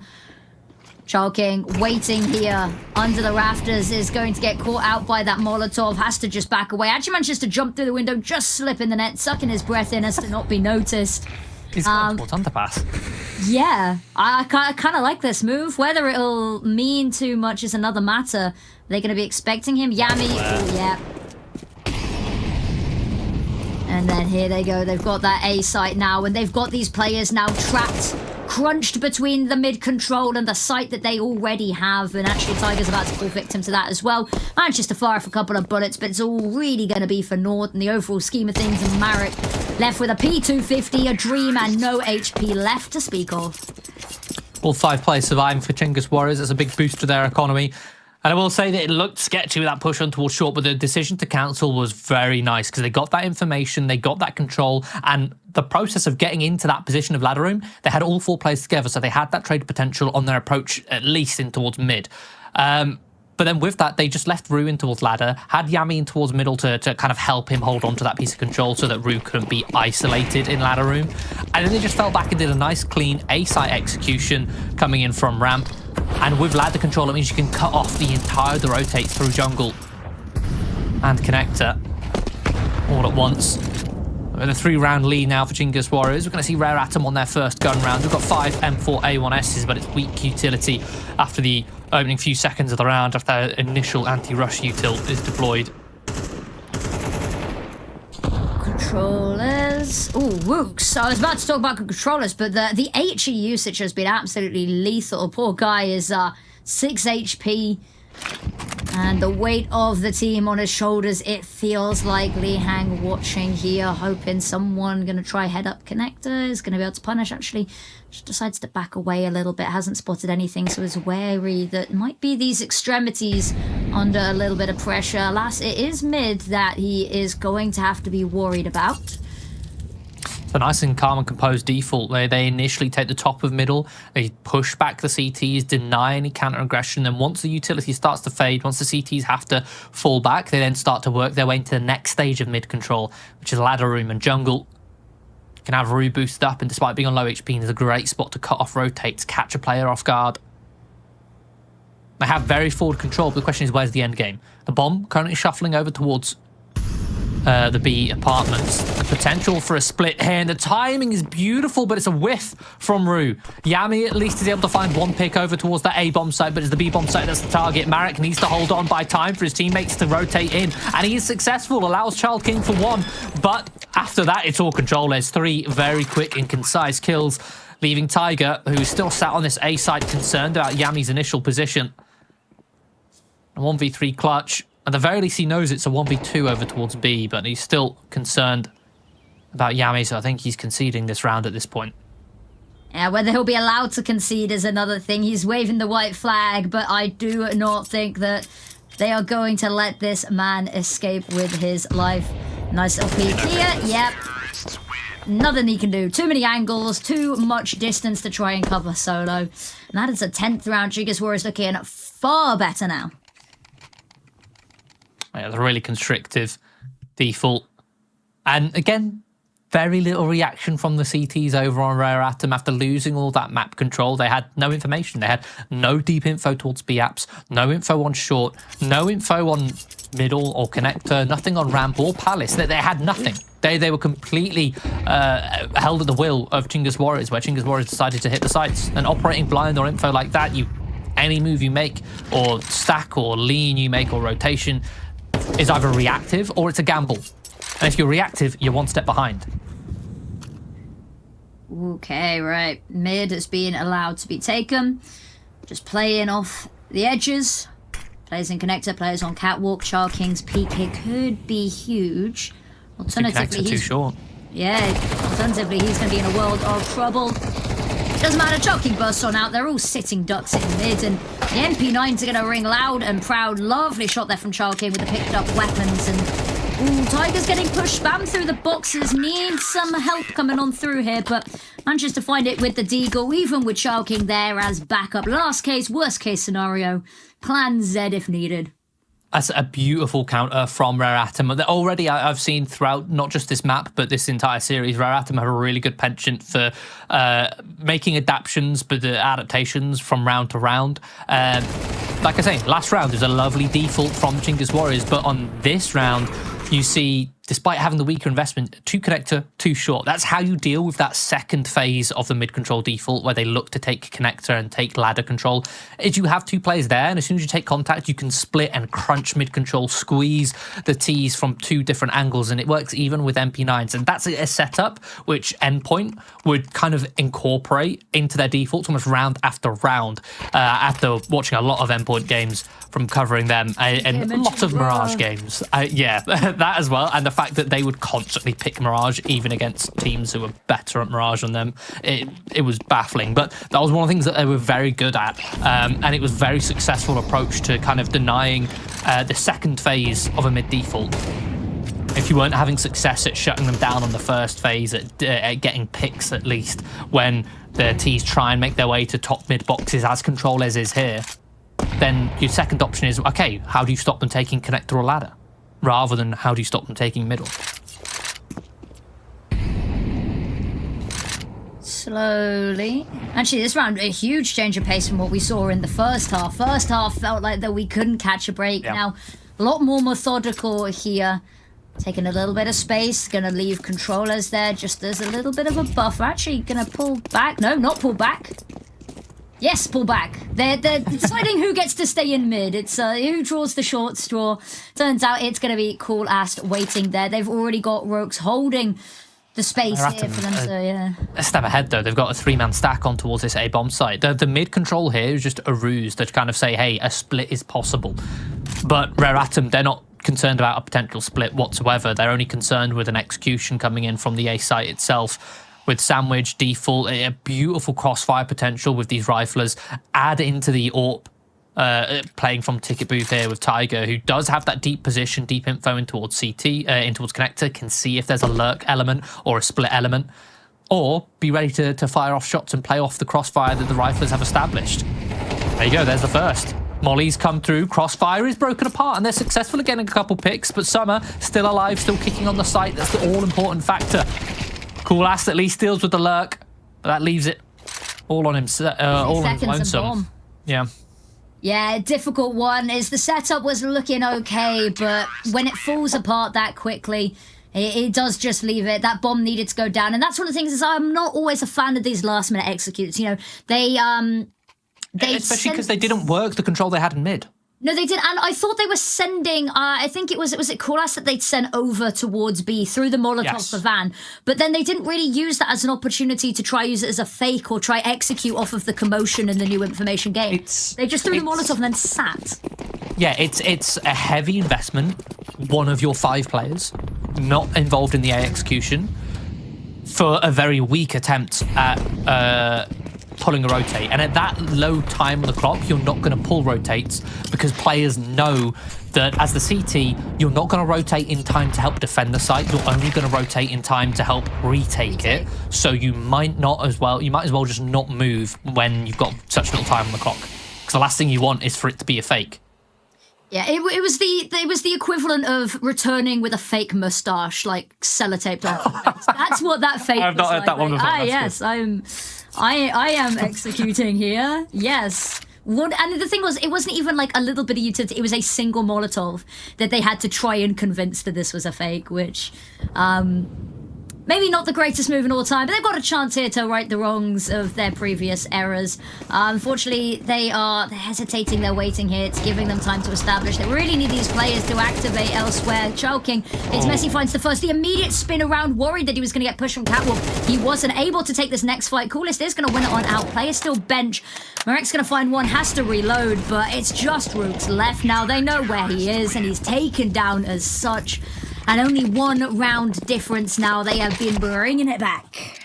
So there's an element of increasing the pace there for Chinggis Warriors. They took a faster mid-default again, and they decided to do something off the back of it, but I'd say it's not a very high percentage decision that they did, which was sending their A-lurk out of Palace, trying to catch the A players with their attention focused on middle.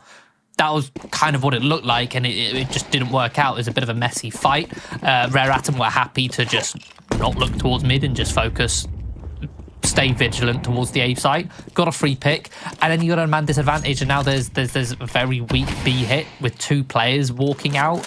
No split, it was just non-existent, and now the money's completely broken for Chinggis Warriors, who were forced to go for a Hail Mary, full-on execution. But again, Rare Atom, they seem to have mastered the CT side way better than Chinggis Warriors did, going for just a vanilla A-site retake, AWP in towards jungle, rifler in towards CT, get a couple kills, spam through the smoke, give yourself that advantage, and then just hold on to the extremities. They didn't even need to fight for the site itself. Yeah, very weird one there, and it looks like they go for the retake. Retake not even necessary. That bomb doesn't look at any point like it's ready to go down. The fact that Tiger again is being able to find these fights, the kills through the smokes as well were just immaculate.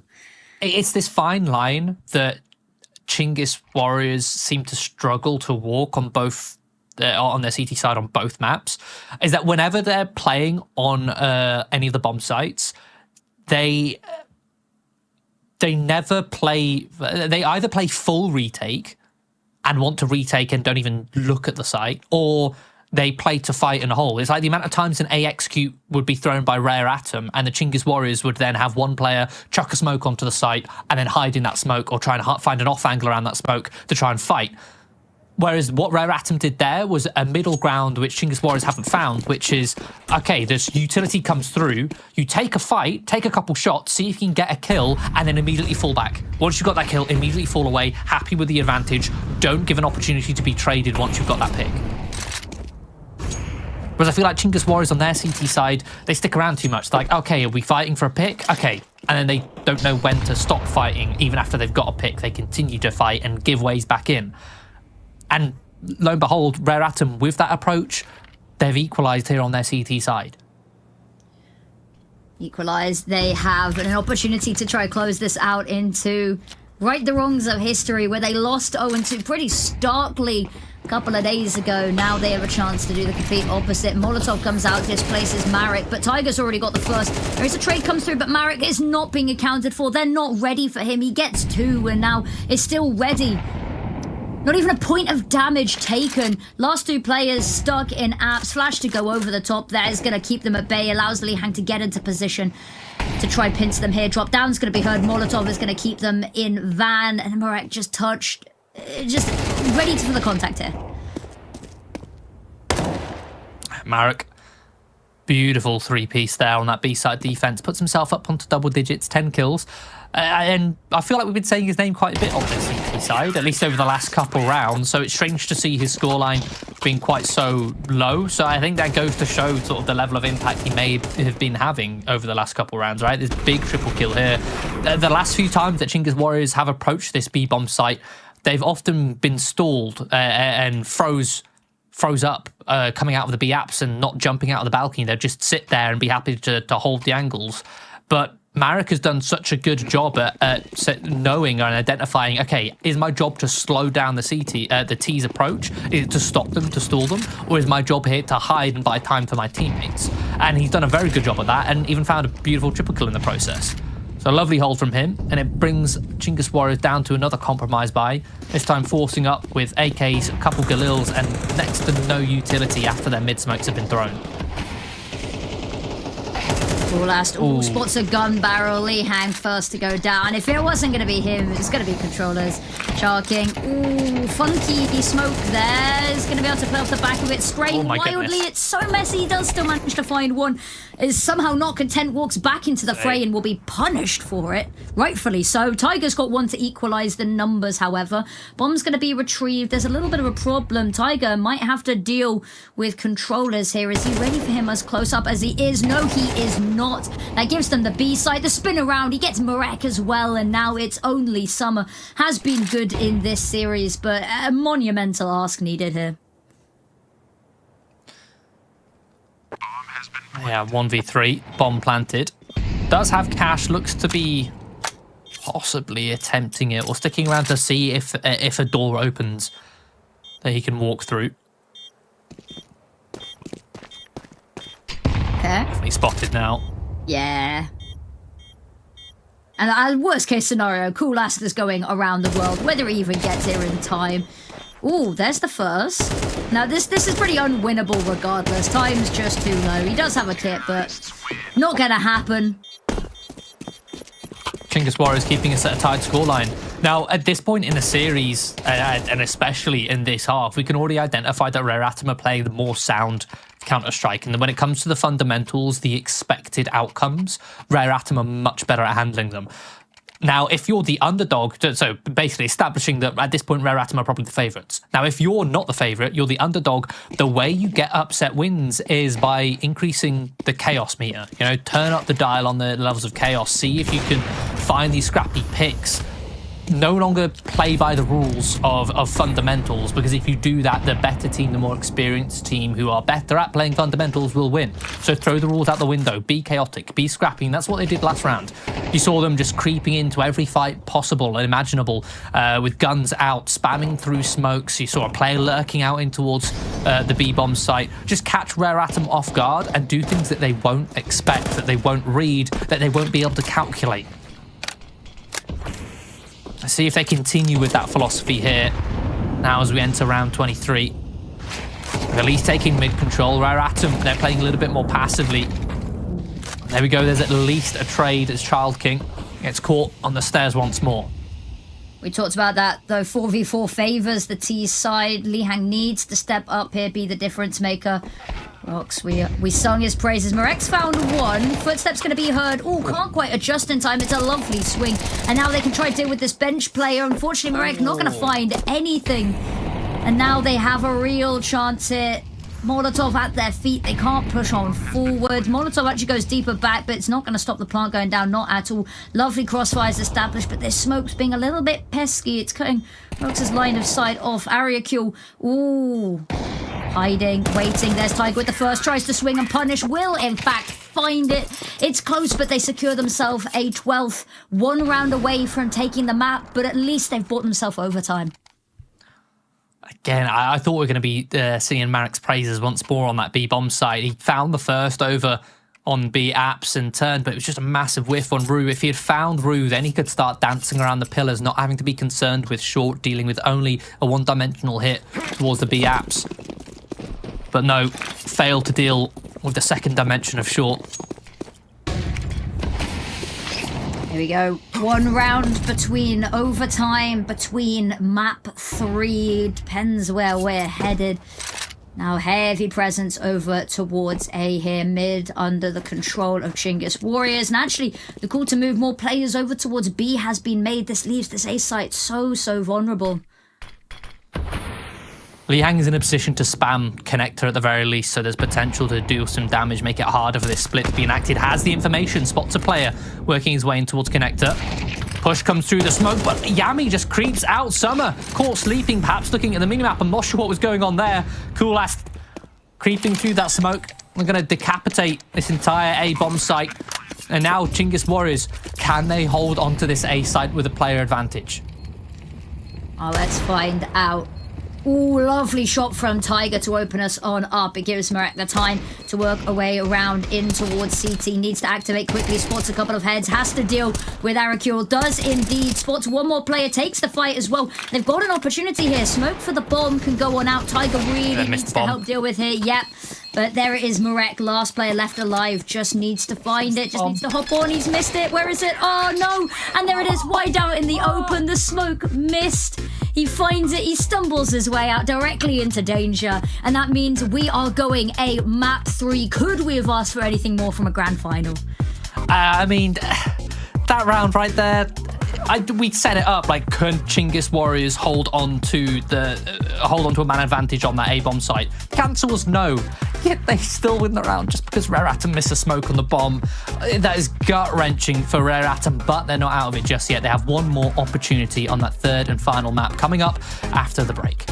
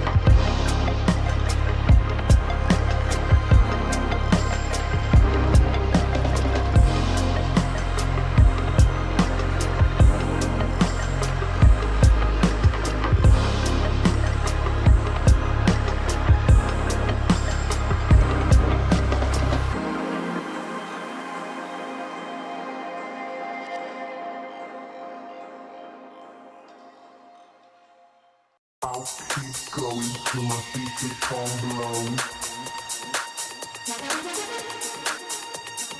I'll keep going till my speakers come blow. I'll keep going till my speakers come blow. I'll keep going till my I'll keep going till my I'll keep go till my speakers come.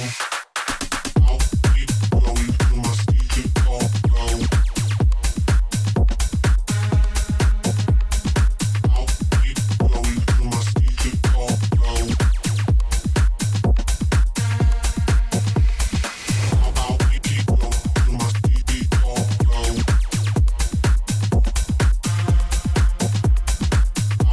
keep going till my speakers come blow.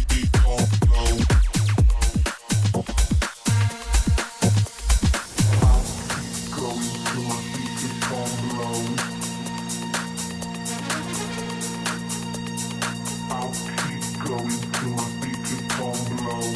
I'll keep going till my speakers come blow. I'll keep going till my speakers come blow. I'll keep going till my I'll keep going till my I'll keep go till my speakers come. I'll keep going till my speakers come blow. I'll keep going till my speakers come blow. I'll keep going till my speakers come blow. I'll keep going till my speakers come blow. I'll keep going till my speakers come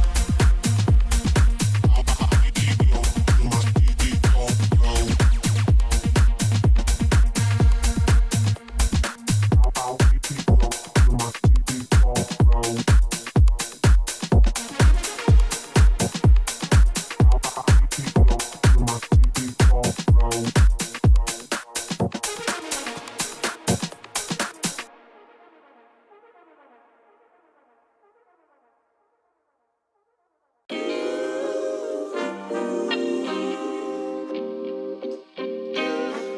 Sometimes you gotta pray for a victory.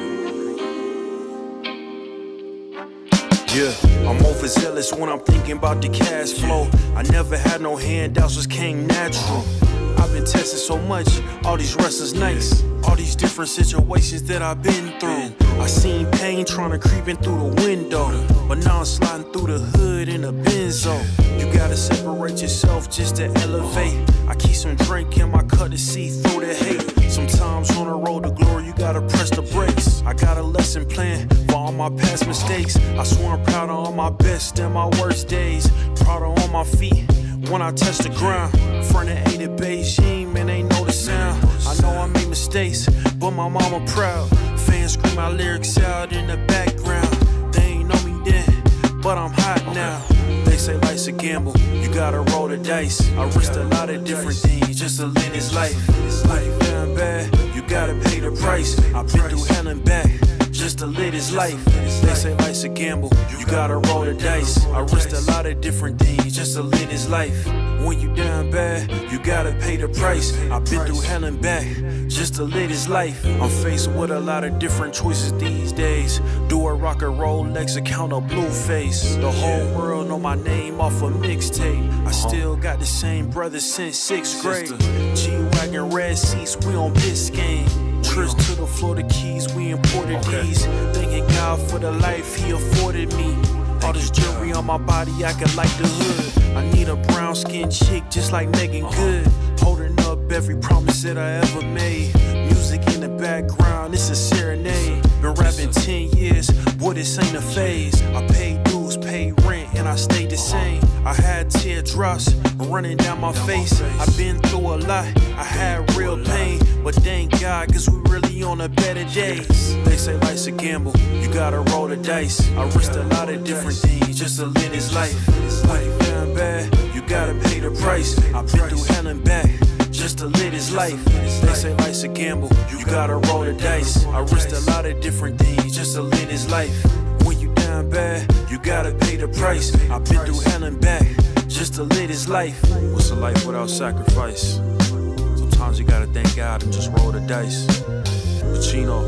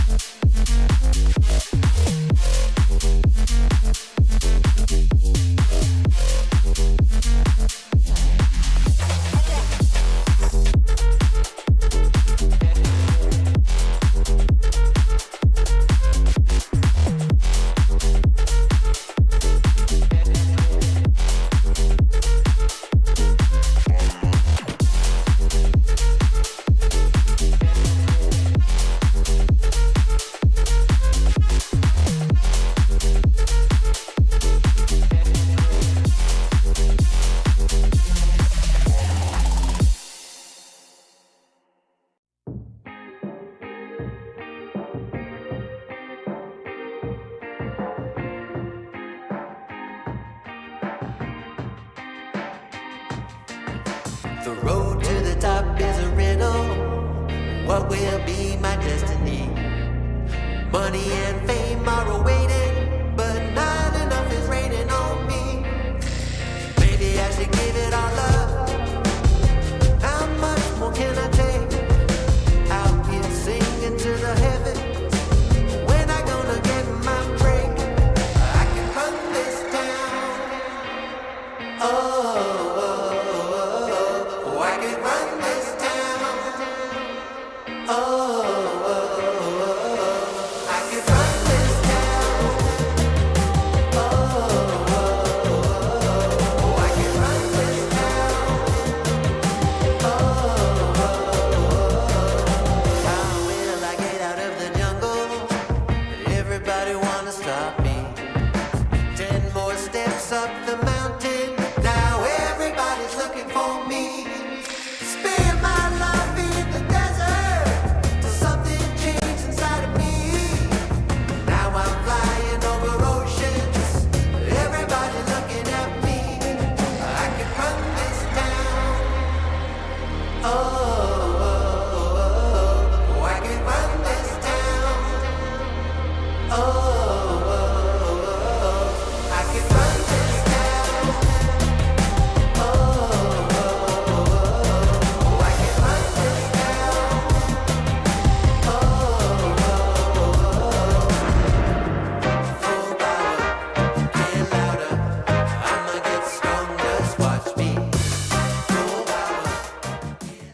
guys, we almost had this. Thank God it's over. Bored of endless matchmaking? Take your first step towards ECL, experiencing real strategies against teams of your skill. Learn more at fce.gg/ECL.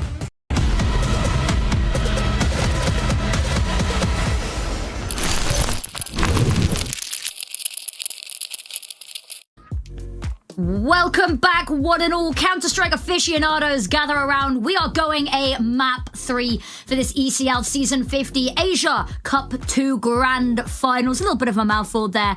And it looked a couple of times that we might not be seeing it. We might be seeing overtime, but a crazy last round over on Mirage has led us to Inferno.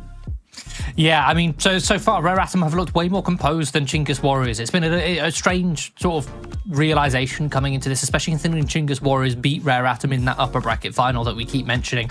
Rare Atom have looked like the better team, but Chinggis Warriors, they upped the ante, realized that, okay, the fundamental Counter-Strike, Rare Atom are playing it better than us, so we need to abandon the fundamentals, force them to play chaotic Counter-Strike, where you can catch players off guard, be one step ahead of them by being scrappy, and it narrowly got them through here to this third and final map of Inferno, which is a map which we didn't get to see in that upper bracket final, with that one being a 2-0. This time we do, and Rare Atom, it's a decent map for them. They have a 78% win rate on it in the last 3 months, which is much better than Chinggis Warriors' 56%. However, 3 of Chinggis Warriors' losses have all been to the same team, so you can't look at those stats too much, and it looks like nobody will be seeing anything on this pistol round as they're all blinded towards the top of mid as they release all the bullets from the barrels of their guns, and it will be Chinggis Warriors coming out on top of that duel 4 versus 2 as they storm into the B-bomb site.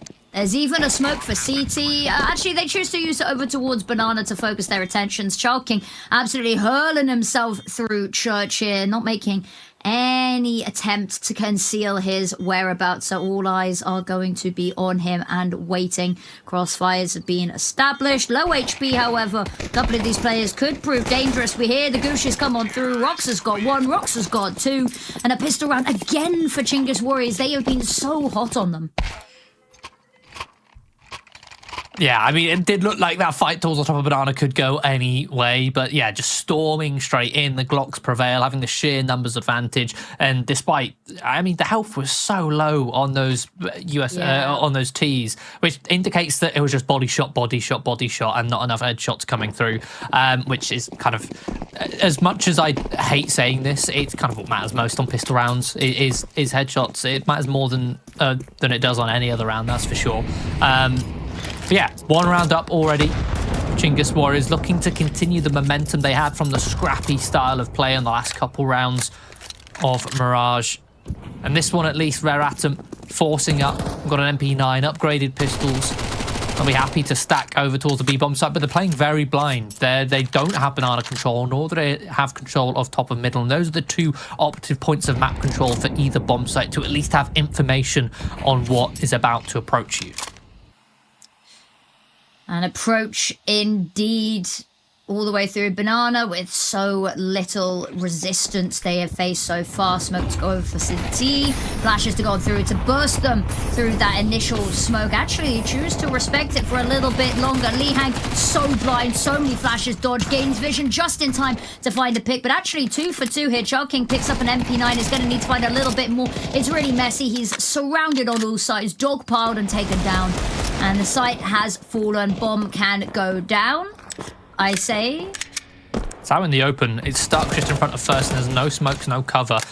Time is, I was about to say, they could use it, but I mean, it's running out. They've only got 30 seconds and no smoke to give them some cover. They do have an incendiary, molly, and a couple of HEs. They could chuck that in towards ruins.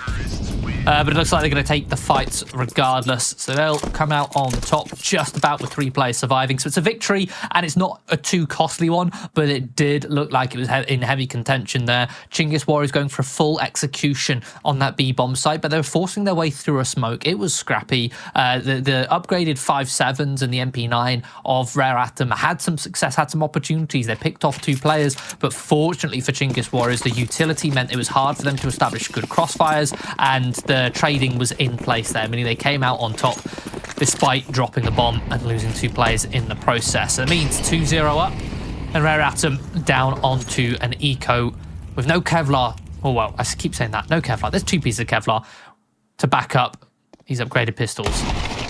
Limited Kevlar, let's put it that way. Yeah, very, very limited indeed, and even less so now. Yami is going to find the first. The hang, looking in the corners, got a smoke ready just to try and delay them. How much that's going to matter will soon be seen. HE to blow it on open. Ooh, just lucky to skirt by the edge of the bullets there. Actually, they do just have to respect this and fall back for a second. Wait it on out. They hang. Gets smoke blown open, sitting duck, manages to escape unscathed again. And now just has to sit and wait, call over his team. Except he hasn't called over his team. I think it's going to be way too late to do anything. They're just going to sit on their hands for the rest of this round, especially with him going down there. There's nothing that can be done. The unretakeable site. That round right there is a really nice example of sort of the logic layers, as I describe them, to approaching anti-ecos. Right, so the clearest difference when you've got a buy and the CTs don't is that you have utility and they don't, which means you can go for an execution and there won't be counter utility, which then also means you can take your time throwing your utility, not rushing your way in, and you can throw the smokes in towards coffins and CT. Then once they have landed, you can then make sure you throw the mollies over, clear out all of the hiding spots towards Nubox, dark and oranges. And then once the CTs have been flushed out of their hiding spots by the mollies, then they're forced to be exposed to all those flashes. It's a full execution. It's good fundamentals. Now, the extra layer of logic there is that, okay, this isn't a complete eco. There is a smoke, so there is counter utility. But the thing is, this is CS2, so you have the HE. You can blow open the smoke, but you don't commit through it. You have that second layer of utility, and even if the first layer of execution Chinggis Warriors throws there causes a full rotation from Rare Atom, and even if they waste a lot of their utility on the first execution, the second execution still works. It's still fine because now you've burnt away the counter utility from Rare Atom. And even if they have pistols, as long as you don't get caught off guard with grenades in your hand, you have somebody watching, then it's a perfect fundamental execution on towards that site. Messy fight for Banana. Everyone going to walk away with their lives for now, actually. Molotov just to put even further space, but they are going to concede and head over towards a smoke available. They're just going to walk round over towards long. Child King's being called back across to bolster the defenses here. And just in time, mind you, Marek gets the first. Yami waiting in the wings to find the trade there. Ooh, wants to throw the utility, will be denied any such opportunity. HE gets dropped. Pin already pulled, but it's not going to matter at all. Bomb can go down. 2 remaining players have to rotate all the way over from B. Post plan already established, and they are looking very rooted in here to just hold on for dear life.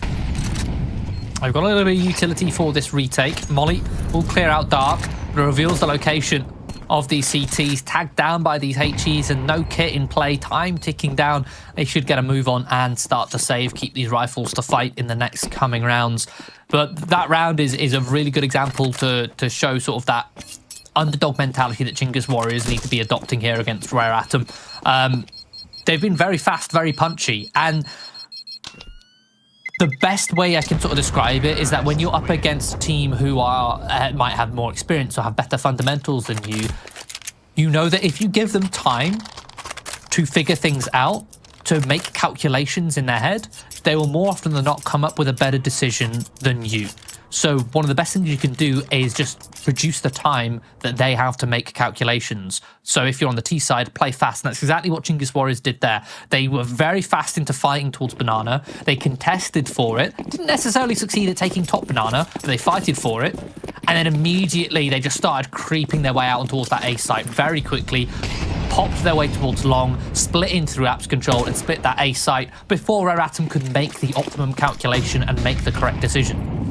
I think that applies on sort of a general level as well, that Rare Atom, they've been taking a while to adapt to Chinggis Warriors, but when they're given the opportunity to fall into that complacency, they've been really good at reading it. So keeping it fresh and switched up, not even within the round, but within the overall map as well, has been huge. And Rox, there we go, opening pick. We talked about punchy, find it, back away instantly. Unfortunately, Tiger is, they're going to poke the belly of the beast, and the beast's going to bite back. I'm just looking where that yellow X is on the map. That was behind the half wall, so I'm pretty sure Yami got that. Yami died jump spotting the half wall there. So that must have been one heck of a shot. But again, Chinggis Warriors very similar. Making a bit of pressure B, immediately pouncing in towards an A split. But this time, Rare Atom have that advantage of an extra round's notice to make the calculation, to make the decision of the rotation. Yeah, first round on the board, getting it fairly early. Let a couple slip away here, and the money is looking particularly good for Chinggis Warriors. So it's not exactly like they are going to be gifted any freebies, any handouts off the back of this. They are going to have to fight tooth and nail to convert this into more and more if they want to buy themselves a little bit of breathing room later down the line. But Orp coming out. Yeah, I'm really curious about that jump spot from Tiger. What a shot to make. Yeah, I mean, and kind of help them out with the information. Like, okay, we got that pick over towards B. Are they going to do the exact same thing they did last round? Yes, they are. You know, that extra important time in that decision-making process that I mentioned previously. Or at least cut time off of that decision-making process, should I say. Bit more of a fight going on here. There's so much smoke in the way. 3 smokes and no one is going to be able to see a damn thing. And actually, I think the decision to fall away, just keep a little bit of a safety buffer between you and the unknown entities lurking in the shadows. Always a good thing. Yami poking out through apps, trying to find a pick. Is being watched, but does find it cleanly, crispy. Right, going to be tested next. Lovely HE is going to force him out. Still finds the pick anyway. HE's of his own in response, and they are going to go deep. Whoops. Ooh, painfully taken down by Tiger. We talked about this. He has just been so strong today. One missed shot at the beginning of the round and immediately atones for it. Yeah, some very scrappy fights coming out from Chinggis Warriors. Just overstaying their welcome somewhat, allowing themselves to be picked apart by a Rare Atom who are playing relatively tame in terms of their CT setups right now. Shoulder spotted, cool, that's good adjustment on towards Marek. Summer peeks in towards mid, and that's the bomb. He has hands, vision, and control of the bomb. I say that, gives it up. And rotates round, giving Chinggis Warriors all the opportunity they need to get themselves into good forward positions, secure a bomb plant, secure a post plant as well. They've not really been able to find or take much space. They've got a couple of bits of util available to them here, and with low HP on Tiger could be potentially risky. That HE. There's the first lovely peek on out now, and Li Hang has to get it done, knows where one is, but has no idea that both players are here. Sees the gun barrel, and there it is, lured in by Arakul, taken down by Coolast. One thing I've noticed already that the Chinggis Warriors are doing really well is identifying when Rare Atom are playing 3B. Because whenever they are, at the start of the round, is that Chinggis Warriors are just dry peeking towards middle. They're taking middle for free a lot of the time. And it looks on the surface of things really poor fundamentals that they're just walking dry towards mid, but I'm thinking it's coming off the back of identifying, okay, it's a triple B setup. There's 3 sets of util being thrown. So that means if they're 3B, these A players are playing passive, so let's take it. Change up here now, though, for Rare Atom. They're going to start 3 towards A, using this AWP on Tiger for a pick attempt in middle. As the time ticks by, nothing comes off it, so he has to fall back to safety. In the meantime, the duo towards B secure top banana control. Preemptive spam, just to see if they can do some damage on towards root. Smoke start to fade, and the rotation comes through for Tiger, back over towards this B bomb site. That's one way to stop them figuring out you're going 3B early, is by rotating somebody on B after the initial fight. Tiger's got one, going for the re-peek immediately. Actually knows he has to get out of dodge there quickly. Concedes the space, lets them take sandbags. Why was Li Hang, after the utility had faded, just wildly spamming behind the car? He's just inviting himself to be picked off. Like, yes, the rotation from Tiger, beautiful. You got yourself a nice pick. You could have had yourself a man advantage if Li Hang wasn't just monkeying around here at the top of banana. But instead, it's a 4 versus 4, which we established earlier. 4 versus 4 means that the Ts have 1 less CT to deal with, even though it's an even number of players on either side. The CTs have the same, less players to cover the same amount of ground, the same amount of bomb sites, same amount of entries to have covered with less players. Means that they can't have a 3-man stack over towards B. It's only 2. The execution, the pop comes through. It's a good trade on the first. Rue tentative with this low HP, doesn't want to overcommit, wants to maintain a 3-on-3. The bomb is planted. The controllers, or in fact, yeah, controllers and Rue both with AWPs in this post-plant. This is very strong AWPs in post-plant positions, especially on the back of the B-bomb site on Inferno. Controllers, needs to find these shots, connects the first, immediately spins around, knows there's one more in CT, needed to find that. There it is, Marek. Last pick needed. It's absolutely incredible. The defuse, all the time in the world there. A couple of missed shots that could have meant a world to them, but not quite able to connect them. Just a little bit too much needed too quickly.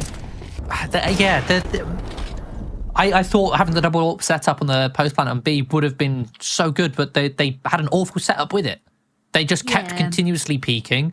Control, as much as you want to say he had those opportunities to get kills, he also had opportunities to lose those fights and die every single time he peeked out and went for one of those shots.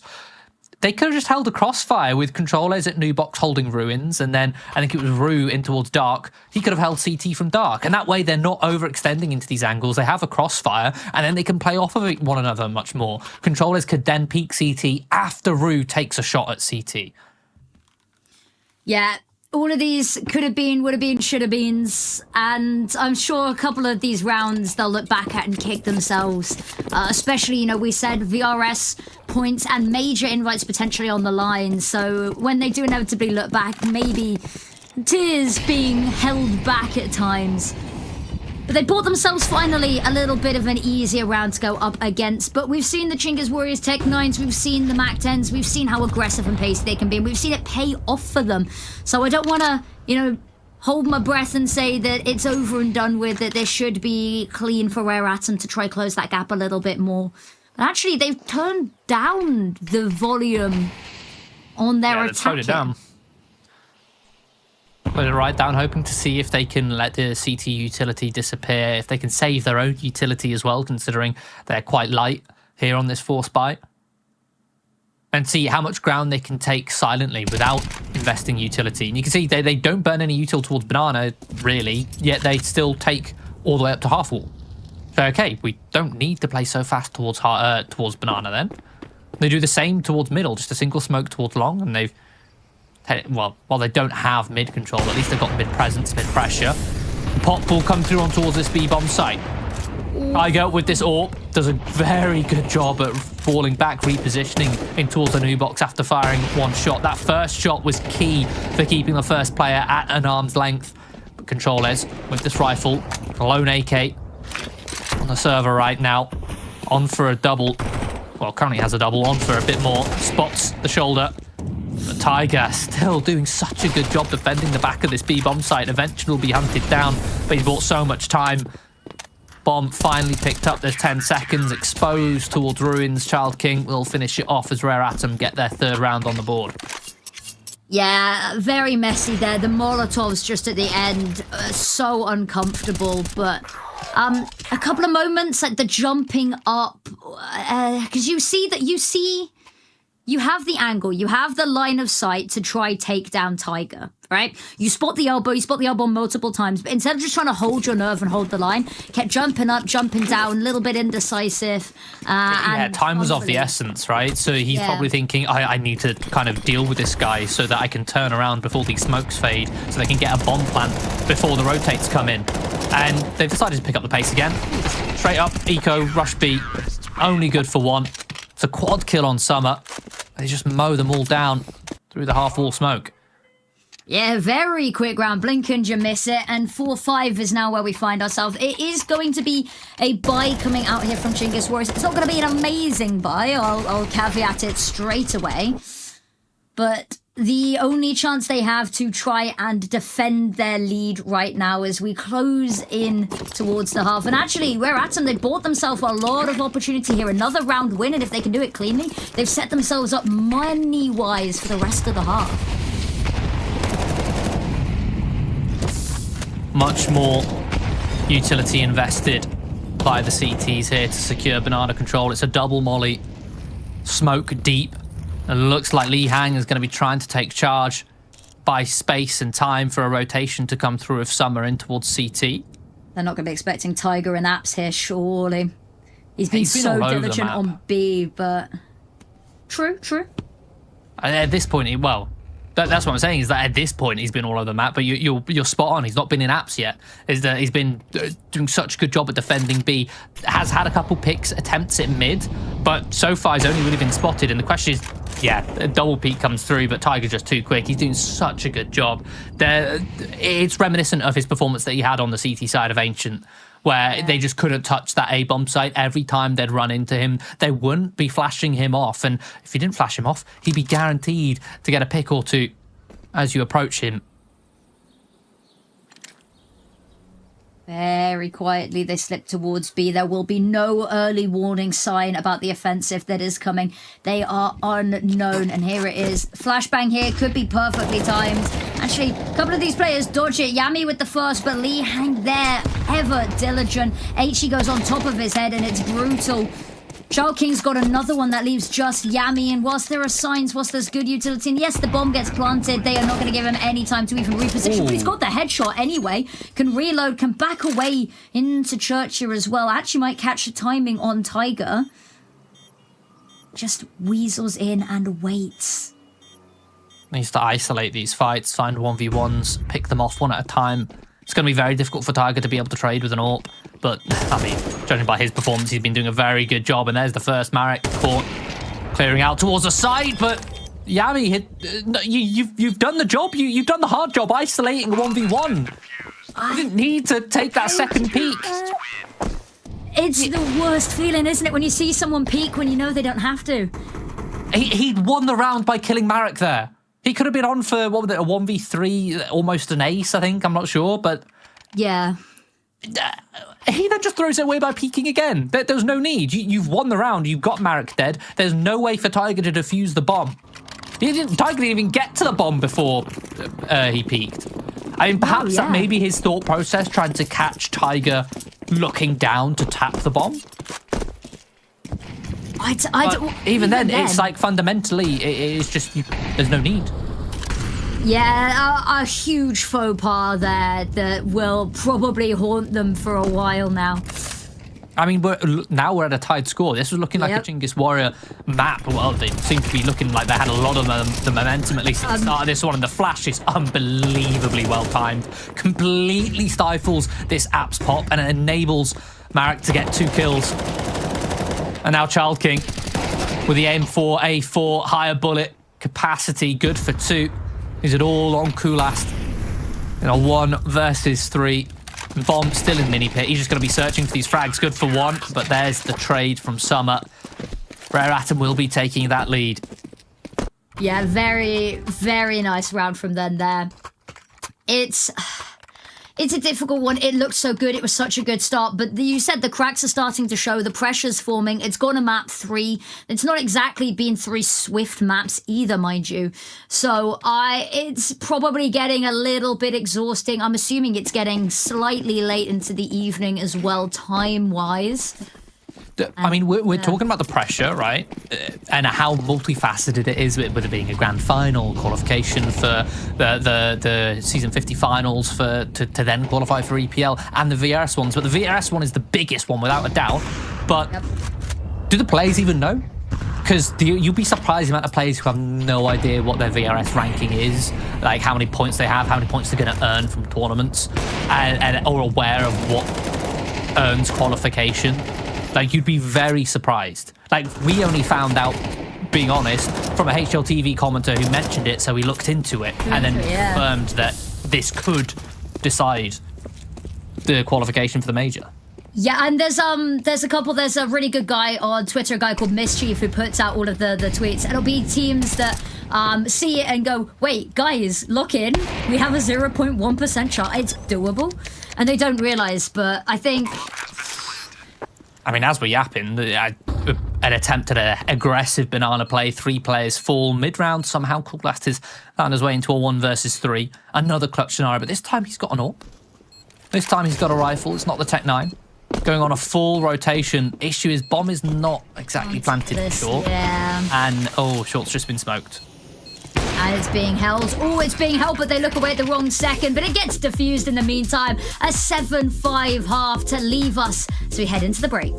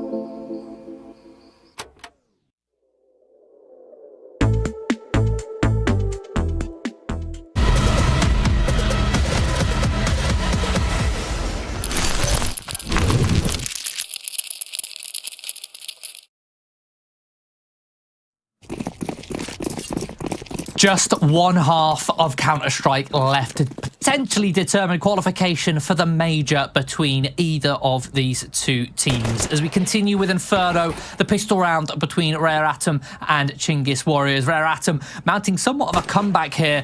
Rare Atom got themselves off to a very good start in the first half. Let's see if they can do the same here in the second. They start on the CT. Looking to defend this B-bomb site as Rare Atom. They've taken heavy banana control, set themselves up for a bit of an execution. Deep smoking towards ruins and in towards CT.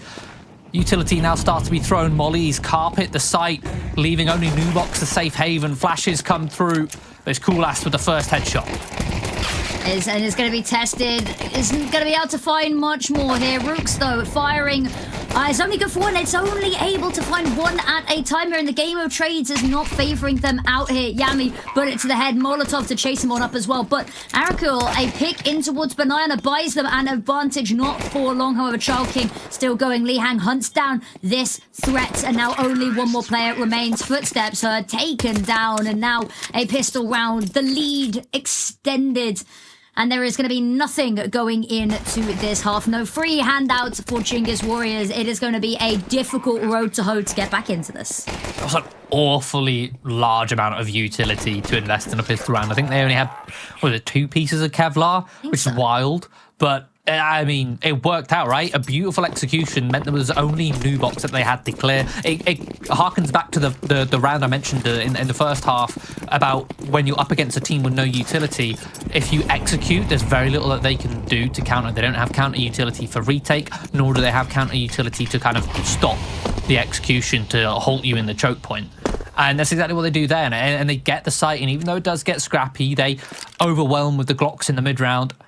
And now Chinggis Warriors, it's their turn to go for that second round, forced by attempts to find a second round break on the CT side. An MP9, 5.7s, and a Deagle. Looking to contest banana control. Oh, and this Tiger underhands a flash through the smoke, looking to try and get through, but does not commit. Doesn't overstay his welcome, doesn't commit to the risk. Instead, they're going to divert their attention over towards the A site, where Summer has made a lot of ground up towards short. Already taken that quad space, pushing on forward as well. The rotates have come over pretty quickly, though, and they are tucked deep into this site, and they're being drawn in. But there it is immediately. They turn, heal, and run, and there it is. Everyone dashing back over towards that B site. It is only going to be controllers that gets there in time to have too much of a say about this, but they were left Child King behind, and he gets 3 in mid on flank watch, and it's made the job so much easier here. All they have to do is not throw this B hit. Oh, it's a little bit messy, and Child King already did so much in mid. He's probably sighing, I'll have to bail you out again, he says. Rook's low HP and an opportunity, though. Bomb has to get planted. 20 seconds. Okay, drop down. Bomb's going to get tapped in. It's going to try and bait out Rooks. It's going to indeed be baited out directly into Child King, who secures himself for 4th and has done so much in this round to secure themselves. It's close, but they managed to convert. If it's not for Child King there with that massive triple kill in middle, that's a Chinggis Warrior round. Rare Atom bit off way more than they could chew with trying to push and pull with those rotations. You know, they didn't have banana control when they decided to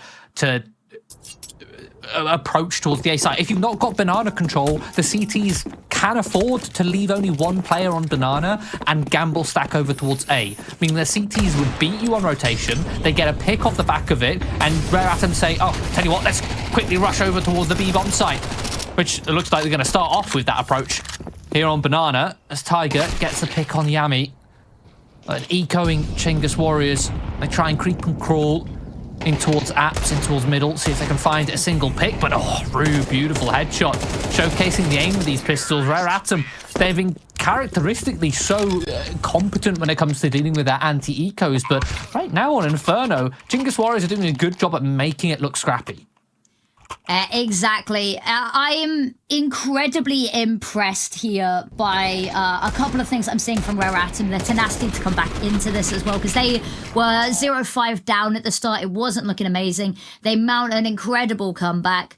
I did quite like the Mag 7 pick from Yami. I'm very partial to a shotgun. Yeah, I mean, $900 kill reward on most of the shotguns. So if you get that kill, if you've got a Nova, for example, you get a kill, you've pretty much paid off the gun you bought. Exactly. And then have the potential, not only do you also get a kill, you've got the potential for an upgrade to get a rifle. Inflict psychic damage. Sound, but it's a high investment. Mental warfare of a shotgun as well.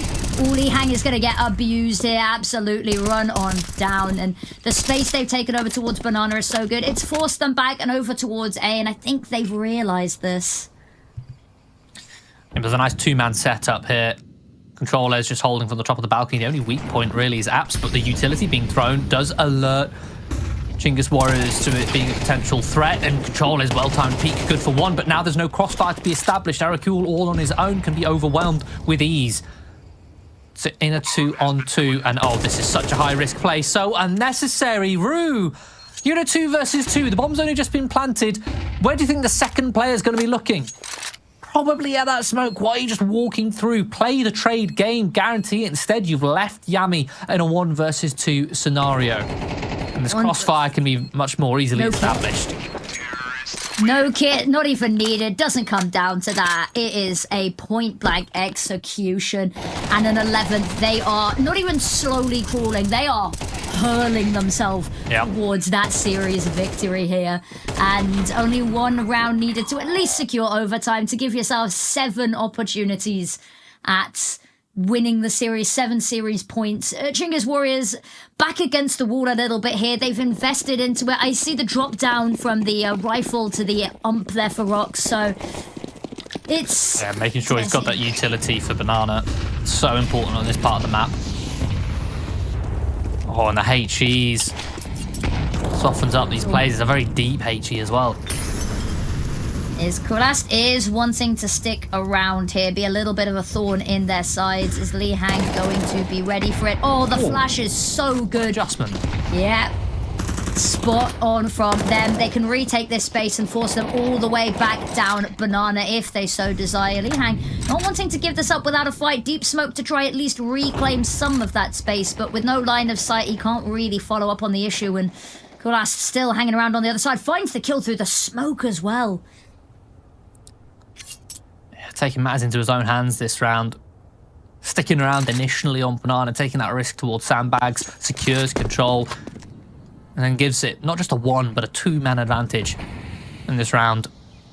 The issue is, for Chinggis Warriors, is not only do you have that 2-man advantage, but the site which you're currently leaning towards is the stacked one. You've got 4 players, the caveat being that those 4 players aren't exactly playing off of each other very well at the moment. They're all in isolated fights, not positions where they can either establish crossfires or bait and switches or swing off another contact. But control is, it doesn't matter, it's one and done. Gets one, and he's done, but it still maintains that 2-man advantage. Yeah, with Yami finding a pick there as well, it's all over here. Some are low HP. I mean, we could talk Small Mercies, has the bomb. Oh, that's a risky jump to be taking on low HP. That's a ballsy move. Credit where it's due for the confidence, but... It looks sketchy, but I think with... yeah, with the amount of health he had, he should have been fine, yeah. Fine off. Yeah.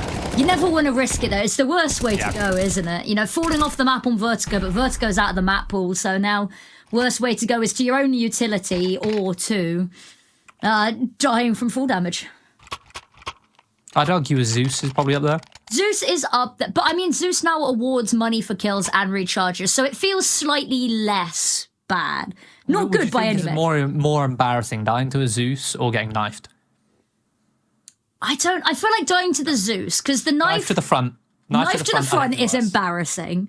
Yeah, knife to the front wins. Knife to the back, it's a bit like, dude, where's your spatial awareness? Where's the team? Like, where's the information? But it kind of like, in most situations, it's understandable sometimes, right? Zeus is just BM most of the time. Like, in a world where you can sell the weapons you accidentally buy, if someone has a Zeus, your name has been specifically written on it. There's no like, oh, I've got a Zeus, I might as well use it because I spent the money on it anyway. Now it's like, I've got a Zeus and I'm not refunding it. Yeah.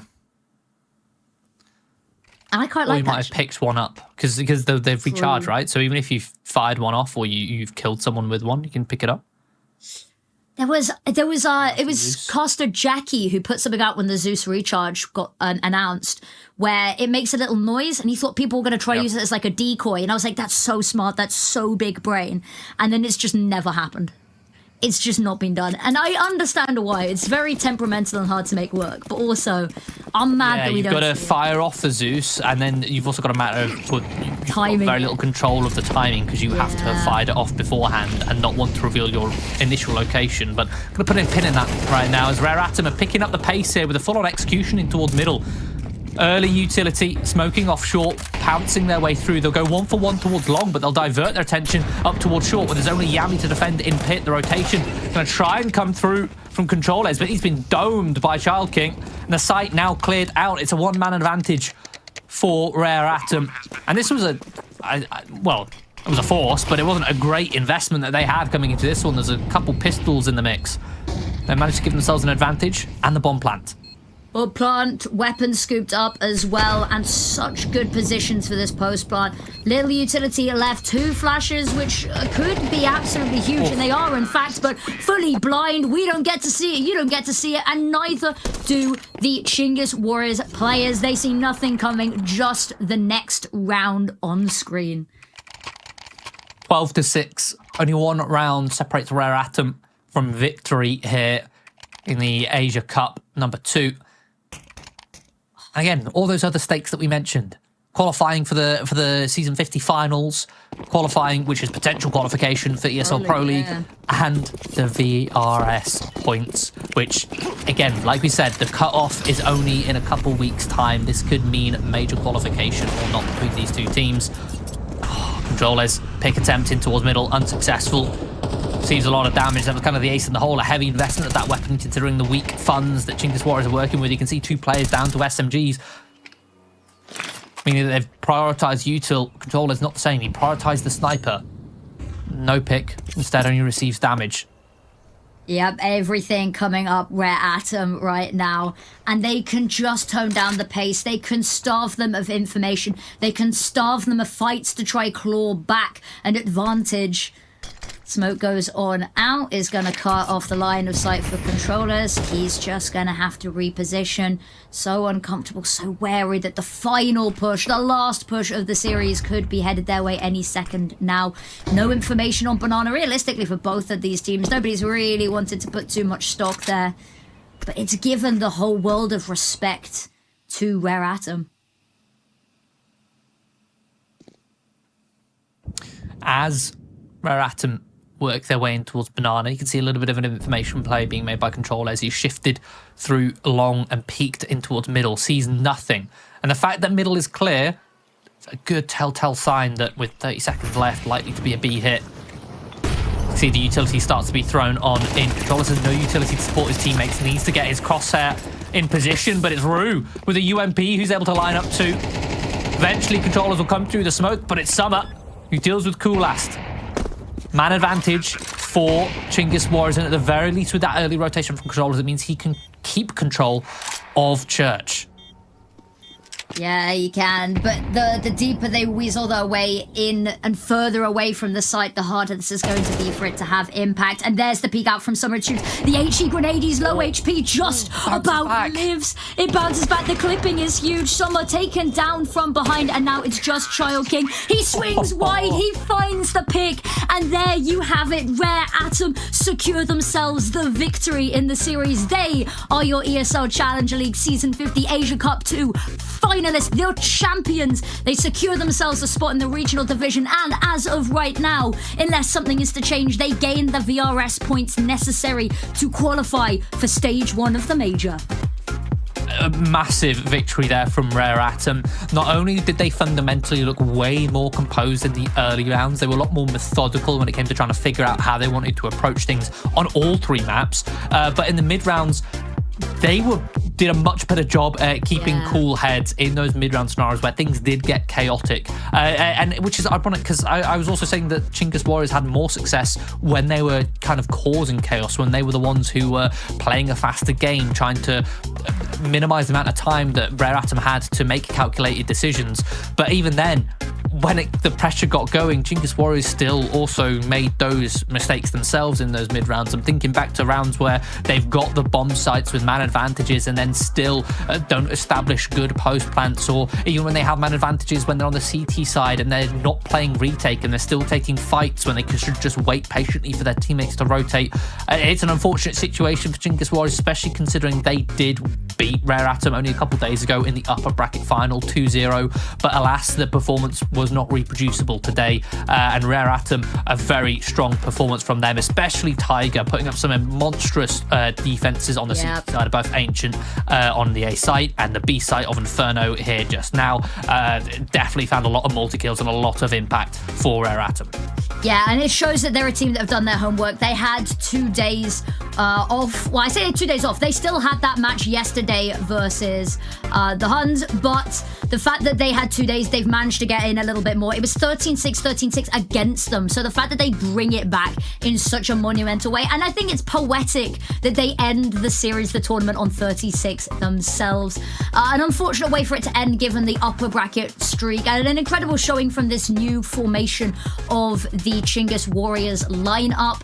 But there we go. That's it, done and dusted. That means that Rare Atoms secure themselves a spot in that regional finals alongside Lin Vision. We'll find out who the remaining 2 champions who will qualify, well, attempt to qualify for Pro League are in future cups. But that is going to be it from us. Thank you so much for joining us, everybody. We hope that you enjoyed the game just as much as we did. Thank you to the incredible production team for putting this on, the incredible players for giving us such a match to watch, and everyone who has watched and supported their favorite teams. Thank you so much, and we'll see you soon.